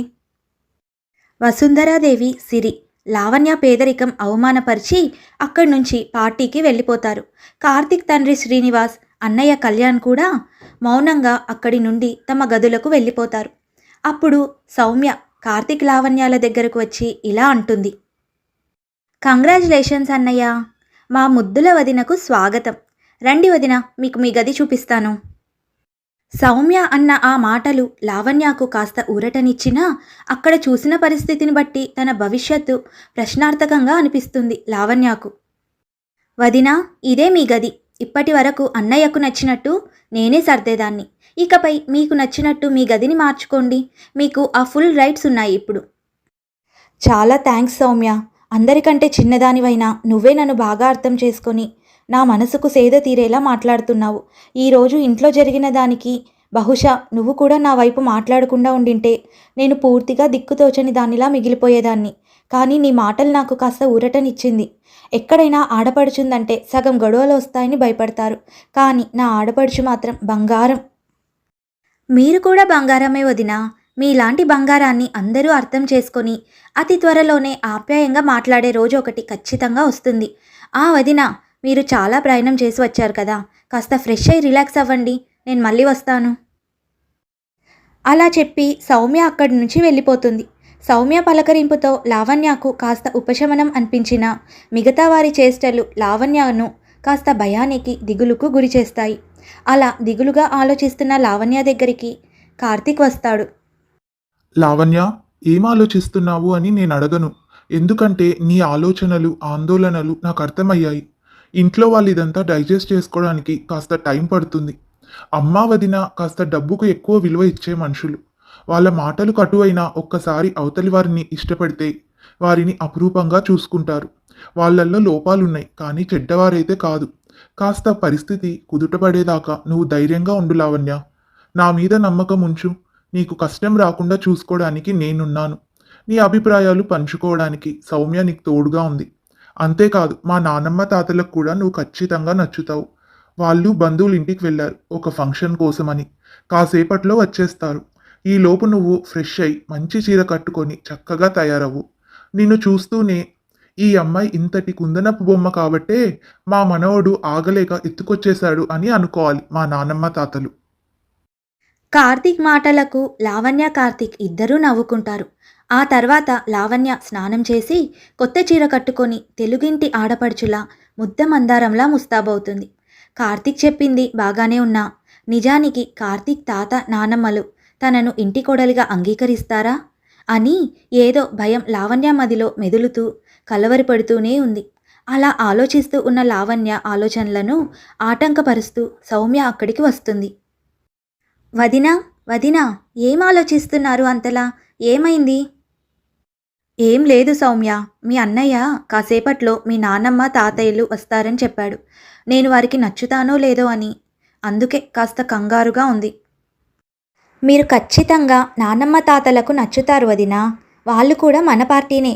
చూస్తూ ఉండండి మీరు అలా. ఇంకాసేపట్లో రాబోతున్నారు కాదు, ఆల్రెడీ వచ్చేశారు. ఇంకా వారి గదిలోకి వెళ్లకుండా హాల్లోనే మీకోసం ఎదురు చూస్తూ ఉన్నారు. మిమ్మల్ని తీసుకెళ్లడానికే నేను వచ్చాను. కార్తీక్ అన్నయ్య కూడా అక్కడే ఉన్నాడు. ఇక మీరు కూడా పదండి, తాతయ్య నానమ్మల ఆశీర్వాదం తీసుకోవడానికి. నాకెందుకో భయంగా ఉంది సౌమ్య. అయ్యో వదినా, మీకేం భయం లేదు, నేనున్నాను కదా, పదండి. ఏం జరుగుతుందో అని మనసులో కంగారు పడుతున్న లావణ్యను ధైర్యం చెప్పి హాల్లోకి తీసుకొస్తుంది సౌమ్య. హాల్లోకి లావణ్య రావడంతోనే ఆమెను చూసి కార్తీక్ తాత నానమ్మలు చాలా ఆనందిస్తారు. కార్తీక్ నానమ్మ అన్నపూర్ణమ్మ లావణ్యను చూసి తెగ మురిసిపోతూ ఉంటుంది. ఎంత చక్కగా ఉందో అమ్మాయి, కొందనపు బొమ్మలాగా. మా తల్లి, ఏ దిష్టి తగలకూడదమ్మా నీకు. ఆహా, నాకిప్పుడు అర్థమైంది మనవడా, ఇంత తొందరగా ఆదరాబాదరాగా పెళ్ళెందుకు చేసుకున్నావో అని. అమ్మాయి లక్షణంగా ఉంది. ఇదిగో మనవడా, నువ్వు నీ భార్య వచ్చి నా భార్య కాళ్ళు పట్టుకుని ఆశీర్వాదం తీసుకోండి. మేం కూడా ఆలస్యం చేయకుండా ఆశీర్వదిస్తాము. కార్తీక్ నానమ్మ తాతయ్య మాటలకు అక్కడి వాతావరణమంతా సందడిగా మారిపోతుంది. సౌమ్య అక్షింతలు తెచ్చి వాళ్ళ నానమ్మ తాతయ్యలకు ఇస్తుంది. అన్నపూర్ణమ్మ రాఘవయ్య దంపతులు ఆనందంగా కార్తీక్ లావణ్య దంపతులను ఆశీర్వదిస్తారు. కాసేపటి తర్వాత అందరూ ఎవరి గదులకు వాళ్ళు వెళ్ళి విశ్రాంతి తీసుకుంటారు. కార్తీక్ నానమ్మ తాతలు ఆమెను ఇంటి కోడలుగా అంగీకరించి ఆశీర్వాదం ఇవ్వడంతో లావణ్య మనసు సంతోషంగా చాలా తేలిగ్గా అనిపిస్తుంది. అలా తనకు తెలియకుండానే కాస్త కునుకు తీస్తుంది. అలా చూస్తుండగానే రాత్రి అయిపోయింది. సౌమ్య వచ్చి లావణ్య కార్తీక్లను డిన్నర్కు తీసుకుని వెళ్తుంది. అప్పటికే డైనింగ్ టేబుల్ వద్ద కుటుంబం అంతా కూర్చొని భోజనాలు తింటూ ఉన్నారు. రండిరా, కాస్త ఆలస్యమయ్యారు. కూర్చోండి త్వరగా, భోజనాలన్నీ చల్లారిపోతాయి మళ్ళీ. సౌమ్య, లావణ్య, మీరు కూడా కూర్చోండి. అన్నపూర్ణమ్మ చెప్పిన మాటలతో కార్తీక్, లావణ్య, సౌమ్య మౌనంగా తమ కుర్చీలో తమ కూర్చుంటారు. కానీ అక్కడ లావణ్యను చూసి తట్టుకోలేని అహంకారి వసుంధరాదేవి ఒక్కసారిగా భోజనం వద్ద నుండి లేస్తుంది. చిచ్చి, రాను రాను ఇంట్లో డిసిప్లిన్ అనేది లేకుండా పోతుంది. అడుక్కు తినే అడ్డమైన వారందరినీ తీసుకొచ్చి యజమానులతో సమానంగా కూర్చోబెడుతున్నారు. ఇలాంటి వాళ్లతో డైనింగ్ షేర్ చేసుకుంటే నా స్టేటస్ పడిపోతుంది. అలా అంటూ ఆవేశంగా విసురుగా అక్కడి నుంచి వెళ్ళిపోతుంది వసుంధరాదేవి. అది చూసిన సిరి కూడా అత్త వెనుక వెళ్ళిపోతుంది. వీళ్ళిక మారరు. లావణ్య, నువ్వేమి చిన్నబోకమ్మా, వాళ్ల బుద్ధి అంతే. ఏదో ఒక రోజు నీ మంచితనం అర్థం చేసుకుని వాళ్లే మారతారులే. అయినా వాళ్ళేమీ కడుపు మార్చుకోరు. ఏ పిజ్జానో బిర్యానీనో ఆర్డర్ ఇచ్చుకుని బాగానే తింటారు. నువ్వు వాళ్ల గురించి ఆలోచించకుండా ప్రశాంతంగా భోజనం చెయ్యి. అలా లావణ్యకు సర్ది చెబుతూనే ఎంతో ప్రేమగా లావణ్యకు భోజనం వడ్డిస్తుంది అన్నపూర్ణమ్మ. అత్త, తోటికోడలు అలా భోజనం నుండి లేచి వెళ్ళిపోవడం లావణ్యను బాధ పెడుతున్నా పెద్దవాళ్ల మాటను కాదనలేక 4 ముద్దలు తింటుంది. ఇక శ్రీనివాస్, కళ్యాణ్ అయితే అసలు మాకు ఈ విషయంలో సంబంధమే లేదు అన్నట్టుగా మౌనంగా తమ భోజనం తాము చేసి వెళ్ళిపోయారు. ఇక మరోవైపు సిరి, వసుంధరాదేవి కోపంగా భోజనం వద్ద నుంచి వెళ్లారే కానీ వారి కడుపులో ఆకలికి ఎలుకలైతే తెగ పరిగెడుతున్నాయి. అత్తయ్య, అత్తయ్య. చెప్పవే, వింటున్నా. అత్తయ్య, బాగా ఆకలి వేస్తుంది అత్తయ్య. వాళ్ళు తిని వెళ్ళి ఉంటారు కదా, ఇక మనం ఇప్పుడు వెళ్ళి తిందామా? ఛీ, నోర్ముయ్, సిగ్గులేదు నీకు? వాళ్ళు తినగా మిగిలిన తిండి తింటానంటావా? మన స్టేటస్ ఏంటి, మనమేంటి? ఆన్లైన్లో మటన్ బిర్యానీ ఆర్డర్ పెట్టు. ఆ రిచ్ రెస్టారెంట్ నుండి పెట్టు, మన స్టేటస్కి తగ్గట్టు. అలాగే అత్తయ్య, ఇప్పుడే పెడతాను అని ఆకలికి ఆగలేని సిరి, వసుంధరాదేవిలు ఆన్లైన్లో మటన్ బిర్యానీ తెప్పించుకొని పీకల దాకా తిని నిద్రపోతారు. మరుసటి రోజు ఉదయం తెల్లారుతూనే ఇంట్లో సుప్రభాతం వినిపిస్తుంది. పూజా గదిలో అలాగే తులసికోట వద్ద చూస్తే పూజ చేసినట్టు అర్థమవుతుంది. అదంతా లావణ్యనే చేసిందని తెలుసుకుని అన్నపూర్ణమ్మ, రాఘవయ్యలు చాలా సంతోషిస్తారు. యమోయ్, నేను చూస్తుంది నిజమేనా? ఇది మన ఇల్లేనా? ఇలా నీ హయంలో చాలా పద్ధతిగా వెలిగిపోయేది మన ఇల్లు. మళ్ళీ ఇన్నాళ్ళకిలా చూస్తున్నాను. అవునండి, వయోభారంతో ఓపిక లేక నేనివన్నీ పట్టించుకోక ఎన్నో ఏళ్లైపోయింది. మళ్ళీ ఈ పూర్వపు శోభ చూస్తుంటే నాకు ఎంతో ఆనందంగా ఉంది. ఈ ఆనందంతో కడుపు నింపేసుకుంటారా ఏంటి? నాన్నమ్మ, తాతయ్య అదేం కుదరదు, ఈరోజు కడుపు నిండా లాగించేయాల్సిందే. ఎందుకంటే ఈరోజు టిఫిన్లన్నీ వదినే స్పెషల్గా చేసింది. ఆహా, వండుతుంటేనే ఆ ఘుమఘుమలకి నోరూరిపోయింది నాకు. పదండి పదండి, త్వరగా టిఫిన్ చెయ్యాలి. సౌమ్య ఆనందంగా, ఆత్రంగా నాన్నమ్మ తాతయ్యలతో డైనింగ్ టేబుల్ వద్దకు వస్తుంది. అప్పటికే శ్రీనివాస్, కళ్యాణ్, కార్తీక్లు డైనింగ్ టేబుల్పై టిఫిన్ చేస్తూ ఉంటారు. అయితే శ్రీనివాస్, కళ్యాణ్లు మాత్రం చాలా ఇష్టంగా, ఆత్రంగా నాన్ స్టాప్గా టిఫిన్లు తింటూ ఉంటారు. అదే సమయంలో సిరి, వసుంధరాదేవులు కూడా అక్కడికి వస్తారు. ఒరేయ్ కళ్యాణ్, శ్రీనివాస్, ఏంట్రా అంత ఆత్రంగా ఏదో కరువు పట్టినట్టు తింటున్నారు? ఇవాళేమైంది మీకు? ఎందుకు ఈరోజు ఇంత వింతగా తింటున్నారు? నిజంగానే కరువు పట్టినట్టుగానే ఉన్నామమ్మా. ఏదో గతిలేక ఆ కుక్కుగాడు వండే ఆ దిక్కుమాలిన వంట తింటున్నాం గాని ఈరోజు కోడలు పిల్ల వండిన టిఫిన్లు రుచి నోటికి తగిలేసరికి తెలిసింది అసలు రుచంటే ఏమిటో, తినడం వల్ల వచ్చే సంతృప్తి అంటే ఏమిటో. నన్నాపొద్దే అమ్మా. అవును నానమ్మా, ఎంత బాగున్నాయో మరదలు చేతి వంటలు. కార్తీక్ అదృష్టవంతుడు. తనే కాదు, మనం కూడా అదృష్టవంతులమే. కార్తీక్ లావణ్యను పెళ్లి చేసుకోవడం వల్లనే ఇంతటి కమ్మటి ఆహారం మనకు తినడానికి దొరికింది. మీరు కూడా ఆలస్యం చేయకుండా రుచి చూసేయండి. ఏంటి, అంత రుచిగా ఉన్నాయా? అయితే ఓ పట్టు పట్టాల్సిందే. క్షణం ఆలస్యం చేయకుండా రాఘవయ్య, అన్నపూర్ణమ్మ, సౌమ్య కూడా డైనింగ్ టేబుల్ వద్ద కూర్చుని టిఫిన్లన్నీ రుచి చూస్తూ చాలా ఆనందంగా వాటి రుచిని, లావణ్యను పొగుడుతూ తింటూ ఉంటారు. అందరూ అలా ఇష్టంగా టిఫిన్ తినడం, వాటి రుచిని పొగడ్డంతో సిరి, వసుంధరాదేవులు కూడా వాటిని రుచి చూడాలి అని టెంప్ట్ అవుతారు. అత్తయ్య, టిఫిన్లు రుచిగా ఉన్నాయంట, మనం కూడా తిందామా? లేక మన స్టేటస్కు ఇది సెట్ అవ్వదా? ఎందుకవ్వదు? ఇది మన ఇల్లు, అది మన డైనింగ్ టేబుల్, మనం ఈ ఇంటి యజమానులం. పద, మనం కూడా టిఫిన్లు చేద్దాం. వసుంధరాదేవి, సిరిలు కూడా టిఫిన్కు డైనింగ్ టేబుల్ మీద కూర్చుంటారు. అది చూసి చాలా ఆనందంగా లావణ్య వారికి వడ్డిస్తుంది. లావణ్య చేసిన ఆ టిఫిన్ల రుచి వారికూడా బాగా నచ్చుతాయి. కానీ అది ఒప్పుకోడానికి వారికి ఈగో అడ్డువచ్చి మనసులో లోలోపలే ఆ రుచిని ఆస్వాదిస్తూ టిఫిన్ చేయడం పూర్తి చేస్తారు. ఆ తర్వాత అక్కడే లావణ్యను పిలుస్తుంది వసుంధరాదేవి. ఇదిగో అమ్మాయి, ఇటురా. నీ పేరేంటి? లావణ్య. లావణ్య, టిఫిన్లు బాగా చేశావు. ఇదిగో ఈ డబ్బుంచుకో. తీసుకో అమ్మా, తీసుకో.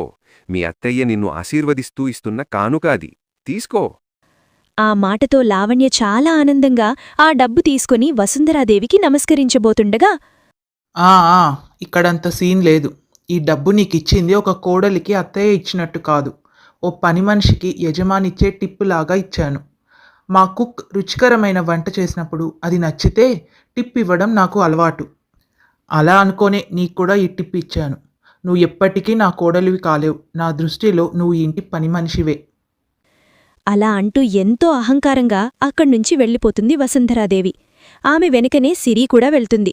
ఒక్క క్షణంలో అప్పటివరకు ఉన్న సంతోష వాతావరణం కాస్త అందరి మనసులో అశాంతిగా మారుతుంది. అత్తమాటలు తలుచుకుంటూ లావణ్య తన గదిలోని మౌనంగా బాధపడుతూ ఉంటుంది. అది చూసిన అన్నపూర్ణమ్మ ఆమె దగ్గరకు వచ్చి ఓదారుస్తుంది. అమ్మా లావణ్య, నువ్వు బాధపడుతున్నావని నీ నోరు తెరిచి చెప్పకపోయినా నీ ముఖం చూస్తే అర్థమవుతోంది. అదేం లేదు బామ్మా. ఏం లేదని నీ నోరు మనసు చెబుతున్నా ఏదో ఉంది అని నా వయస్సు, అనుభవం చెబుతున్నాయి. చూడమ్మా, వసుంధరాదేవి మంచి మనిషి. కాకుంటే తన గుణమే కాస్త అహంకారభరితం. ఆ పెద్ద కోడలు సిరిది కూడా అదే బాణి. వసుంధరాదేవి ఎంత చెపితే అంతా తనకు. నీ పద్ధతి, కట్టుబాట్లు, నీ మంచి మనసు చూసి వసుంధరాదేవిలో కూడా ఖచ్చితంగా మార్పు తెస్తుంది. అప్పుడు మాకన్నా ఎక్కువగా నిన్ను ప్రేమించేది తనే అవుతుంది చూడు.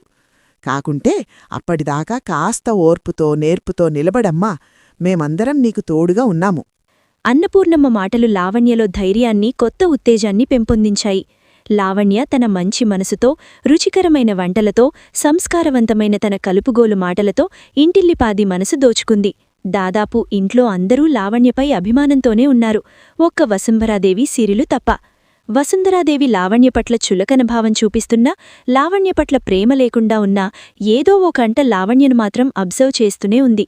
లావణ్య మనస్తత్వం, ఆమె విధానం ఎక్కడో వసుంధరాదేవికి నచ్చుతున్నా ఆమె అహంకారం మాత్రం అది ఒప్పుకోనివ్వడం లేదు.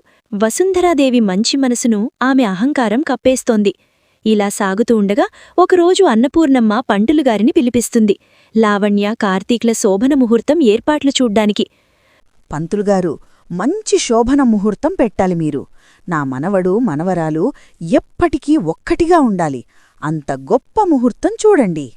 మీరు చెప్పాలన్నపూర్ణమ్మగారు, ఖచ్చితంగా అలాగే చూస్తాను. రేపు రాత్రికే మంచి ముహూర్తం ఉంది. మీరు శోభన ముహూర్త ఏర్పాట్లవి చేసుకోండి. అన్నపూర్ణమ్మ, రాఘవయ్య, సౌమ్యలు లావణ్య కార్తీక్ల శోభనం ఏర్పాట్ల పనిలో మునిగిపోయారు.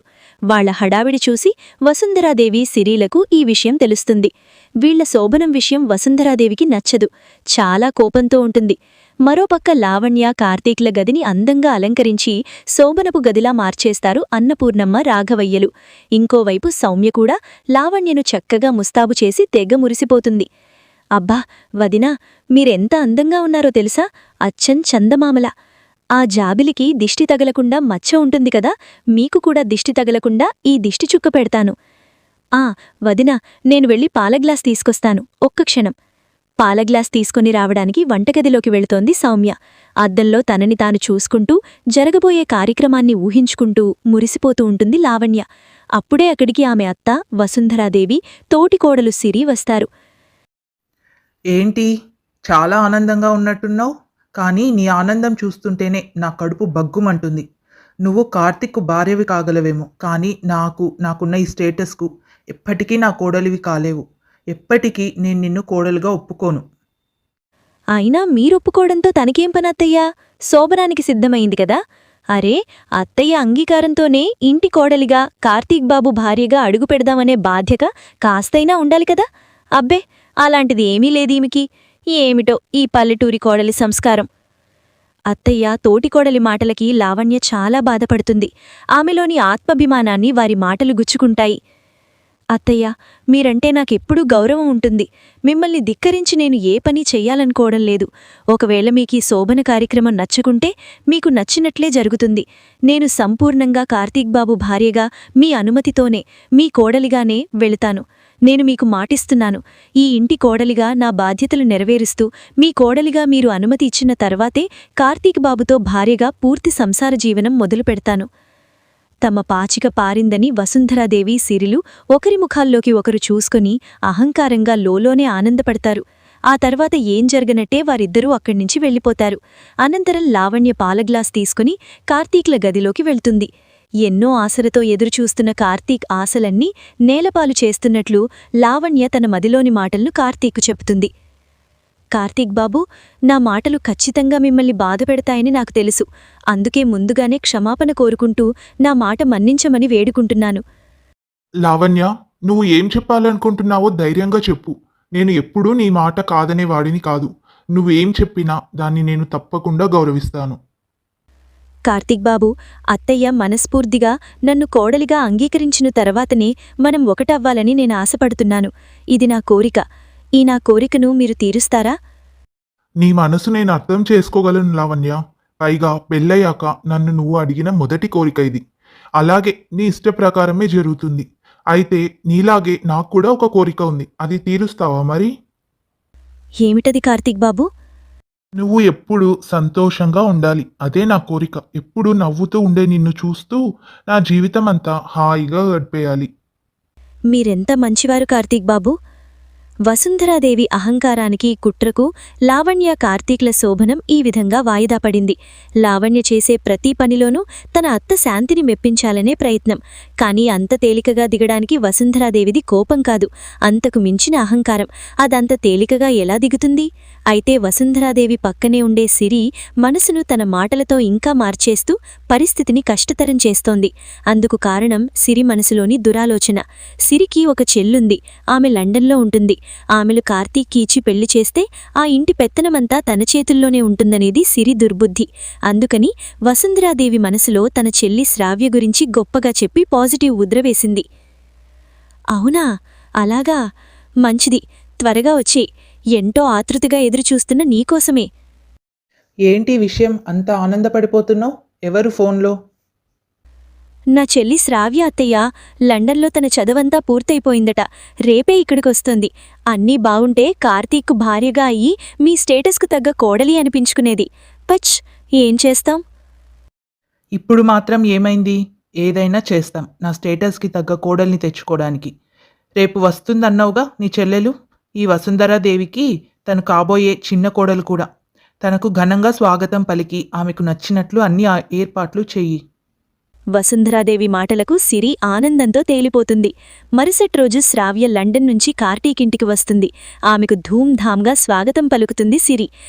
Welcome to India sister. ఏంటి పెద్ద కోడలా బాగా హడావుడి చేస్తున్నావు? మీ చెల్లినే గదా వచ్చింది. ఏదో కొత్తవారు వచ్చినట్టు ఇంత హడావుడేంటి? మా చెల్లి ఏమీ లక్డీ కప్పుల నుంచి రాలేదు బామ్మగారు, లండన్ నుంచి వచ్చింది. మరి ఆ మాత్రం ఉండొద్దా ఏంటి? ఉండాలేమ్మా, ఈ మాత్రం ఉండాల్లే. యు ఆర్ రైట్ తాతయ్య. మీరు చాలా మోడ్రన్గా ఆలోచిస్తారు. అందుకే I like you. Thank you అమ్మా. లండన్ మనవరాలా? శ్రావ్య గారు, మీకు స్వాగతం. మీరు త్వరగా ఫ్రెష్ అప్ అయి రండి. మీకోసం రకరకాల వంటలు సిద్ధంగా ఉన్నాయి. వేడి చల్లారకుండానే తిందురు కాని. అలా ఆప్యాయంగా పలకరిస్తున్న లావణ్య వైపు వింతగా చూస్తుంది శ్రావ్య. సిస్టర్, ఎవరిది? కొంపతీసి కార్తీక్ బాబు చేసుకొచ్చింది ఈవిడనైతే కాదు కదా? అచ్చు పల్లెటూరు బైతులా, పట్నం పని మనిషిలా ఉంది. నువ్వన్నది కరెక్ట్ శ్రావ్య. ఒకప్పటి ఆ పల్లెటూరు బైతు ఇప్పుడు ఈ పట్నం ఇంటి పని మనిషి. మన కర్మకి కార్తీక్ బాబు పెళ్లి చేసుకొచ్చింది ఈమెనే. తన పేరే లావణ్య. Oh my god! బావా, టేస్ట్ ఏంటింత వరస్టుంది? నాలాంటి అందమైన వాళ్లనొదిలి ఇలాంటి పల్లెటూరు మొద్దును పెళ్లి చేసుకున్నాడు. పూరు బావా. శ్రావ్య అన్న మాటలకు లావణ్య మనసు బాధపడుతుంది. కానీ ఏమీ అనలేక మౌనంగా తన బాధను లోలోపలే దిగమింగుకుంటుంది లావణ్య. ఇదంతా గమనించినటువంటి అన్నపూర్ణమ్మ త్వరగా ఫ్రెష్ అయి రమ్మని శ్రావ్యను అక్కడి నుంచి పంపిస్తుంది. సిరి శ్రావ్యాలు అక్కడి నుండి వెళ్ళిపోతారు. చూడమ్మా లావణ్య, తన మాటలేవి నువ్వు పట్టించుకోకు. వాళ్ళంతా అదో టైపు. అతిథిగా వచ్చింది, 4 రోజులు ఉండి వెళ్ళిపోతుంది. తన గురించి, తన మాటల గురించి పెద్దగా ఆలోచించకమ్మా. సరే బామ్మ, నేను వెళ్ళి భోజనాలు సిద్ధం చేస్తాను అని చెప్పి లావణ్య వంటగదిలోకి వెళ్ళి వండిన పదార్థాలన్నీ తెచ్చి డైనింగ్ టేబుల్పై పెడుతుంది. మరోవైపు శ్రావ్య కూడా ఫ్రెష్ అయి డైనింగ్ టేబుల్ వద్దకు వస్తుంది. అక్కడ ఉన్న వంటలన్నీ శ్రావ్యకు బాగా నచ్చుతాయి. వావ్! వంటలు అద్భుతంగా ఉన్నాయి. నేను లండన్ వెళ్ళి వచ్చేలోపు కుక్కు బాగా డెవలప్ అయ్యాడు. వంటలు అదరగొట్టాడు. అవి చేసింది వంటవాడు కాదమ్మా, ఈ ఇంటి చిన్న కోడలు లావణ్య చేసింది. అవును శ్రావ్య, మా లావణ్య వండిన వంటల రుచికి తిరుగుండదు. అంత అద్భుతంగా ఉంటాయి ప్రతి వంటలు కూడా, తెలుసా? తెలుస్తోంది. ఈ పల్లెటూరి కోడలు వంటలు బాగున్నాయి. తనతో ఏదైనా కర్రీ పాయింట్ పెట్టిస్తే బాగా లాభాలొస్తాయి. ఏయ్ లావణ్య, ఈ వీధి చివర ఒక బండి పెట్టుకుని కర్రీ పాయింట్ పెట్టుకో. కావాలంటే బండి నేను స్పాన్సర్ చేస్తాను. శ్రావ్య సరదాగా అన్నట్టు చమక్కులు వేసిన ఆమె లావణ్యను అవమానించాలని చేసిన ప్రయత్నమే ఇదని అక్కడ అందరికీ అర్థమైంది.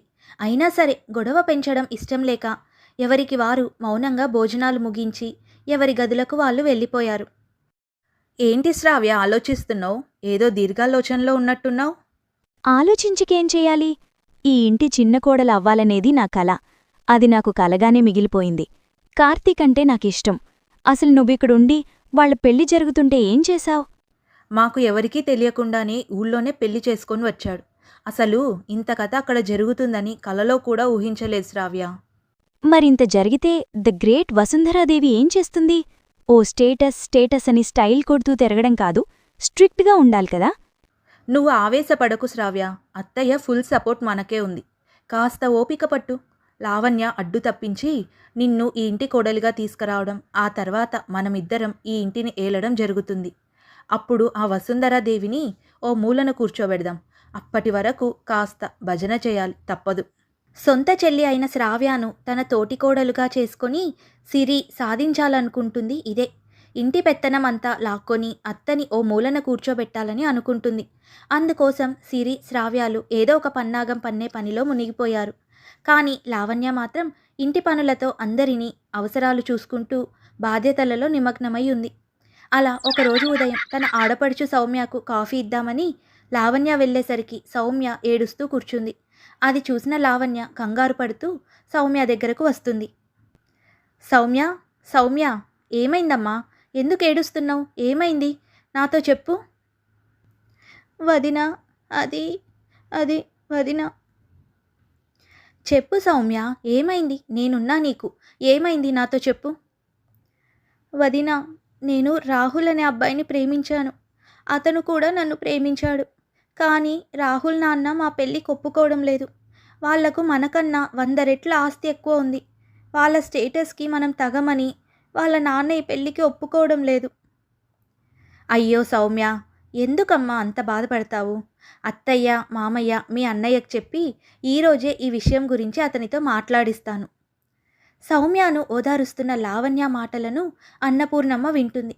ఆమె లావణ్య వద్దకు వచ్చి చెప్తుంది. ఏం లాభం లేదమ్మా. ఈ విషయం అంతర్లీనంగా ఎప్పటినుంచో సాగుతోంది. ఈ విషయమై మీ అత్త కూడా రాహుల్ నాన్నతో మాట్లాడింది. వసుంధర నీ విషయంలో అన్నదే తన కూతురు విషయంలో అవతలివారనేటప్పటికీ ఏమీ మాట్లాడలేక కూతురుకు ఇష్టమైన సంబంధం చేజారిపోయింది అని బేజారుగా గదిలో కూర్చొని బాధపడుతోంది. అది ఎంత కఠినమైనదైనా దానిది తల్లి మనసే కదా. నాకు అదృష్టం లేదు. నేను దురదృష్టవంతురాల్ని. అందుకే నా ప్రేమ నాకు దూరమైంది. నాకు బతకాలని లేదు నానమ్మ. సౌమ్య, ఏంటి ఆ మాటలు? నీకు నీ వదిన ఉంది కదా. నేను నీకు మాటిస్తున్నాను. నువ్వు ప్రేమించిన రాహుల్తోనే నీకు పెళ్లి జరుగుతుంది. లావణ్య మాటలు సౌమ్యకు ఓదార్పునిస్తాయి. సౌమ్యలో తన ప్రేమ గెలుస్తుంది అనే ఆశ, ఆనందం కనిపిస్తాయి.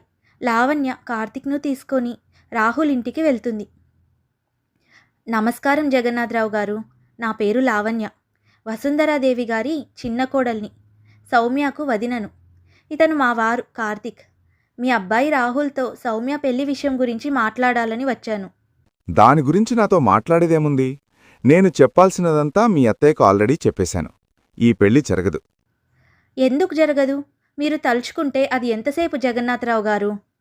చూడమ్మాయి, నీకు తెలుసులేదో నాది నీ అత్త పద్ధతే. స్టేటస్ ఇంపార్టెంట్ నాకు. మీది మా స్టేటస్కి తగ్గ సంబంధం కాదు. డబ్బు అనేది ఇవాళ ఉంటే రేపు ఉండకపోవచ్చు. కానీ ఆప్యాయత, అనురాగాలే శాశ్వతం. అయినా మీది కూడా మా అత్తయ్య పద్ధతే అన్నారు కదా. మేము పెళ్లి చేసుకొని వస్తే ఆవిడ నన్ను ఇంట్లోనే ఉండనిచ్చారు. నన్ను బయటికి గెంటేయలేదు. నన్ను కార్తీక్ బాబు భార్యగా ఒప్పుకున్నారు. రేపో మాపో నన్ను తన కోడలిగా మనస్ఫూర్తిగా అంగీకరిస్తారు.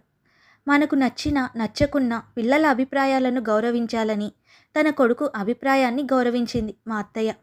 మీరు కూడా అలాగే వాళ్ళ ప్రేమను అర్థం చేసుకోవాలని కోరుకుంటున్నాను. మా సౌమ్య బంగారం అండి. మంచి మనసు కలది. తను మీ ఇంటి పేరు నిలబెడుతుంది. దయచేసి ఈ పెళ్లి జరిపించండి.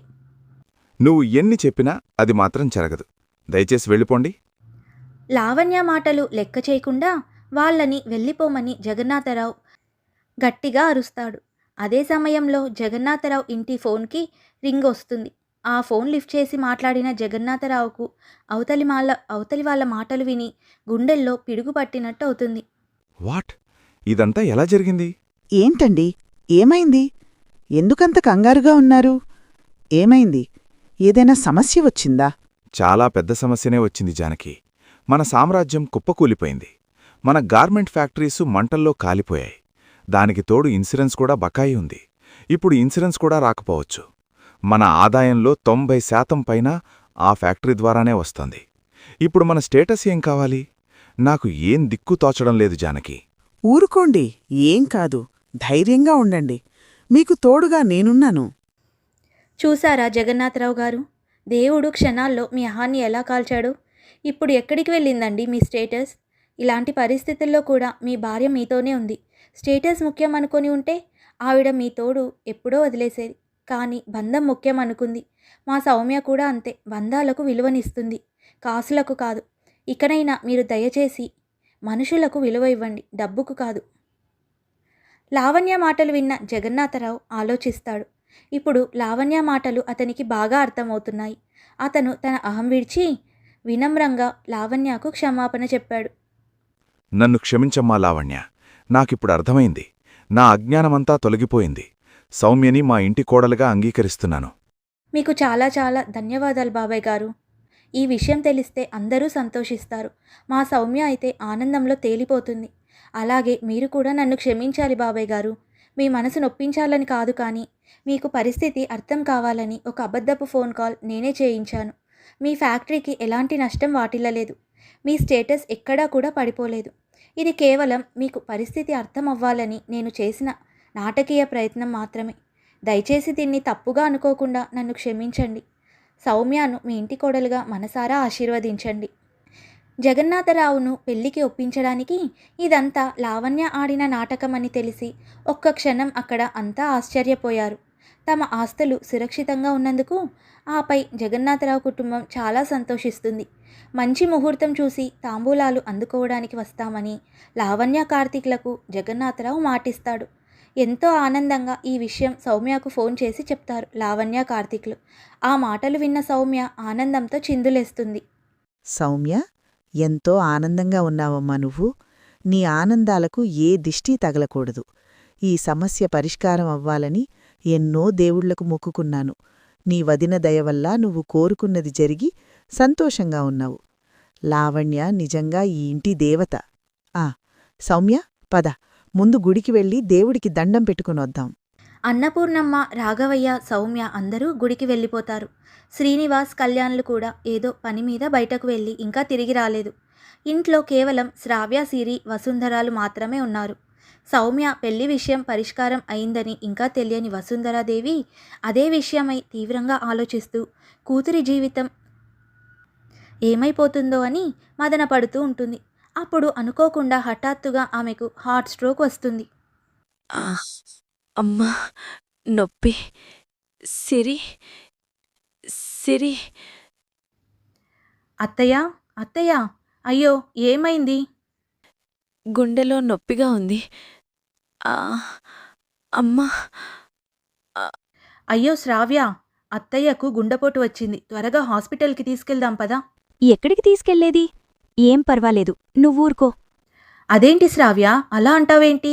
హార్ట్ స్ట్రోక్ ఇది. ఆమెకేమైనా అయి చచ్చిపోతే? చచ్చిపోతే మంచిదే కదా. అప్పుడు ఈ ఇంటి పెత్తనం తీసుకోవడానికి ఇంక నీకు అడ్డు ఎవరూ ఉండరు.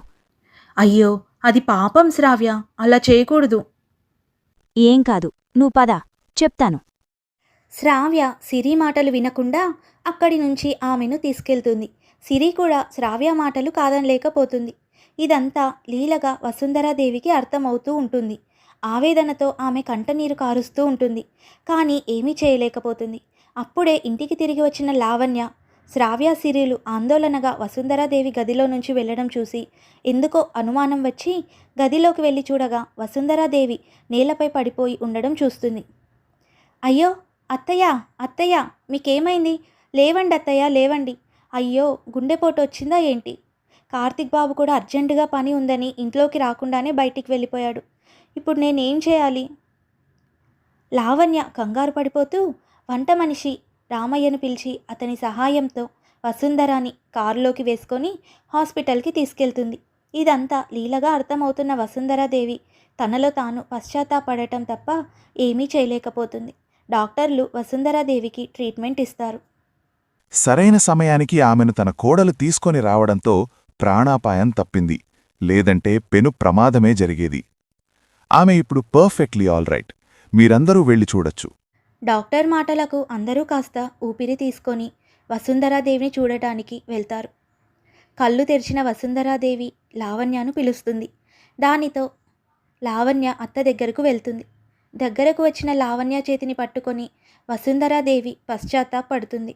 నన్ను క్షమిస్తావా చిన్న కోడలా? నా వల్ల పెద్ద పొరపాటు జరిగిపోయింది. బంగారంలాంటి కోడల్ని నానా మాటలని వేధించాను. ఎందుకూ పనికిరాని దాన్ని నెత్తిమీద పెట్టుకున్నాను.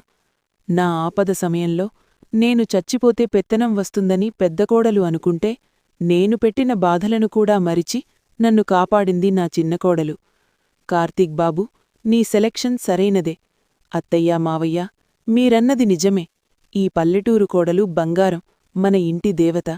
నన్ను క్షమించమ్మా లావణ్య. అయ్యో అత్తయ్య, మీరు నాకు తల్లిలాంటివారు. మీరలా అనద్దు. అత్తయ్య, నన్ను క్షమించండి. నిజంగా అత్తయ్య, మీకు హాని చేయాలనే ఉద్దేశం నాకేమాత్రం లేదు. కానీ శ్రావ్య మాటలను ఆ క్షణంలో ఖండించకపోవడం మాత్రం నా తప్పే. దయచేసి ఆ తప్పుకు నన్ను క్షమించండి అత్తయ్య. ఇంకెప్పుడూ ఇలా చెయ్యను. సిరి, నువ్వు తప్పు చేసినా నీకు కూడా ఒక అవకాశం ఇవ్వాలి. ఎందుకంటే నేను లావణ్య విషయంలో తప్పు చేశాను. అదిప్పుడు సరిదిద్దుకుంటున్నాను. నువ్వు నాలాగే. కాకపోతే చెప్పుడు మాటలు నిన్ను రాక్షసిని చేస్తున్నాయి. నీ చెల్లి మాటలు నాకు, నా ఇంటికి శుభం కాదు. ఇప్పుడే ఈ క్షణమే నీ చెల్లిని తిరిగి పంపించేయి. నా చిన్న కోడలు లావణ్య మాత్రమే. వసుంధరాదేవి చెప్పిన ప్రకారమే శ్రావ్యను తిరిగి పంపించేస్తుంది సిరి. ఏమీ చేయలేక సిరి మారు మాట్లాడకుండా అక్కడ్నుంచి వెళ్ళిపోతుంది. వసుంధరాదేవి హాస్పిటల్ నుంచి డిశ్చార్జ్ అవుతుంది. ఆ తర్వాత కుటుంబమంతా కలిసిమెలిసి ఉంటూ అందరూ ఆనందంగా భోజనం చేస్తూ కబుర్లు చెప్పడం చూసి వసుంధరాదేవి మనసు పులకరిస్తుంది. ఆ తర్వాత ఒక మంచి ముహూర్తం చూసి వసుంధరాదేవినే స్వయంగా లావణ్య కార్తీక్ల శోభన ఏర్పాట్లు చేస్తుంది. అమ్మా లావణ్య, నువ్వు ఆనాడన్నట్టే నేనీనాడు ఒప్పుకుంటున్నాను. నేను నా చిన్న కోడలుగా నిన్ను అంగీకరిస్తున్నాను. కార్తీక్తో నీ సంపూర్ణ సంసార జీవితం సాఫీగా కొనసాగించు. సంవత్సరం తిరక్కుండానే నాకు మనవడినివ్వాలి మరి. ఆనందంగా లావణ్య తన భర్తతో సరికొత్త జీవితాన్ని అందరి ఆశీర్వాదంతో మొదలుపెడుతుంది. సంవత్సరం తిరగకుండానే లావణ్యకు పండంటి మగబిడ్డ జన్మిస్తాడు. మరోవైపు సిరి కూడా ఒక ఆడపిల్లకు జన్మనిస్తుంది. చిన్నపిల్లల కేరింతలతో 2 కోడళ్లతో వసుంధరాదేవి ఆమె కుటుంబం ఇప్పుడు ఎంతో ఆనందంగా జీవితాన్ని గడుపుతూ అనుబంధాల ఆప్యాయతలను ఆస్వాదిస్తున్నారు. ఇది మన పల్లెటూరి కోడలి కథ. ఈ కథ మీకు నచ్చిందా? నచ్చితే తప్పకుండా లైక్ చేయండి, షేర్ చేయండి. అలాగే ఇలాంటి మరిన్ని మంచి మంచి కథలను వినడానికి మన ఛానల్ని తప్పకుండా సబ్స్క్రైబ్ చేసుకోండి. మరో మంచి కథతో మళ్ళీ కలుసుకుందాం.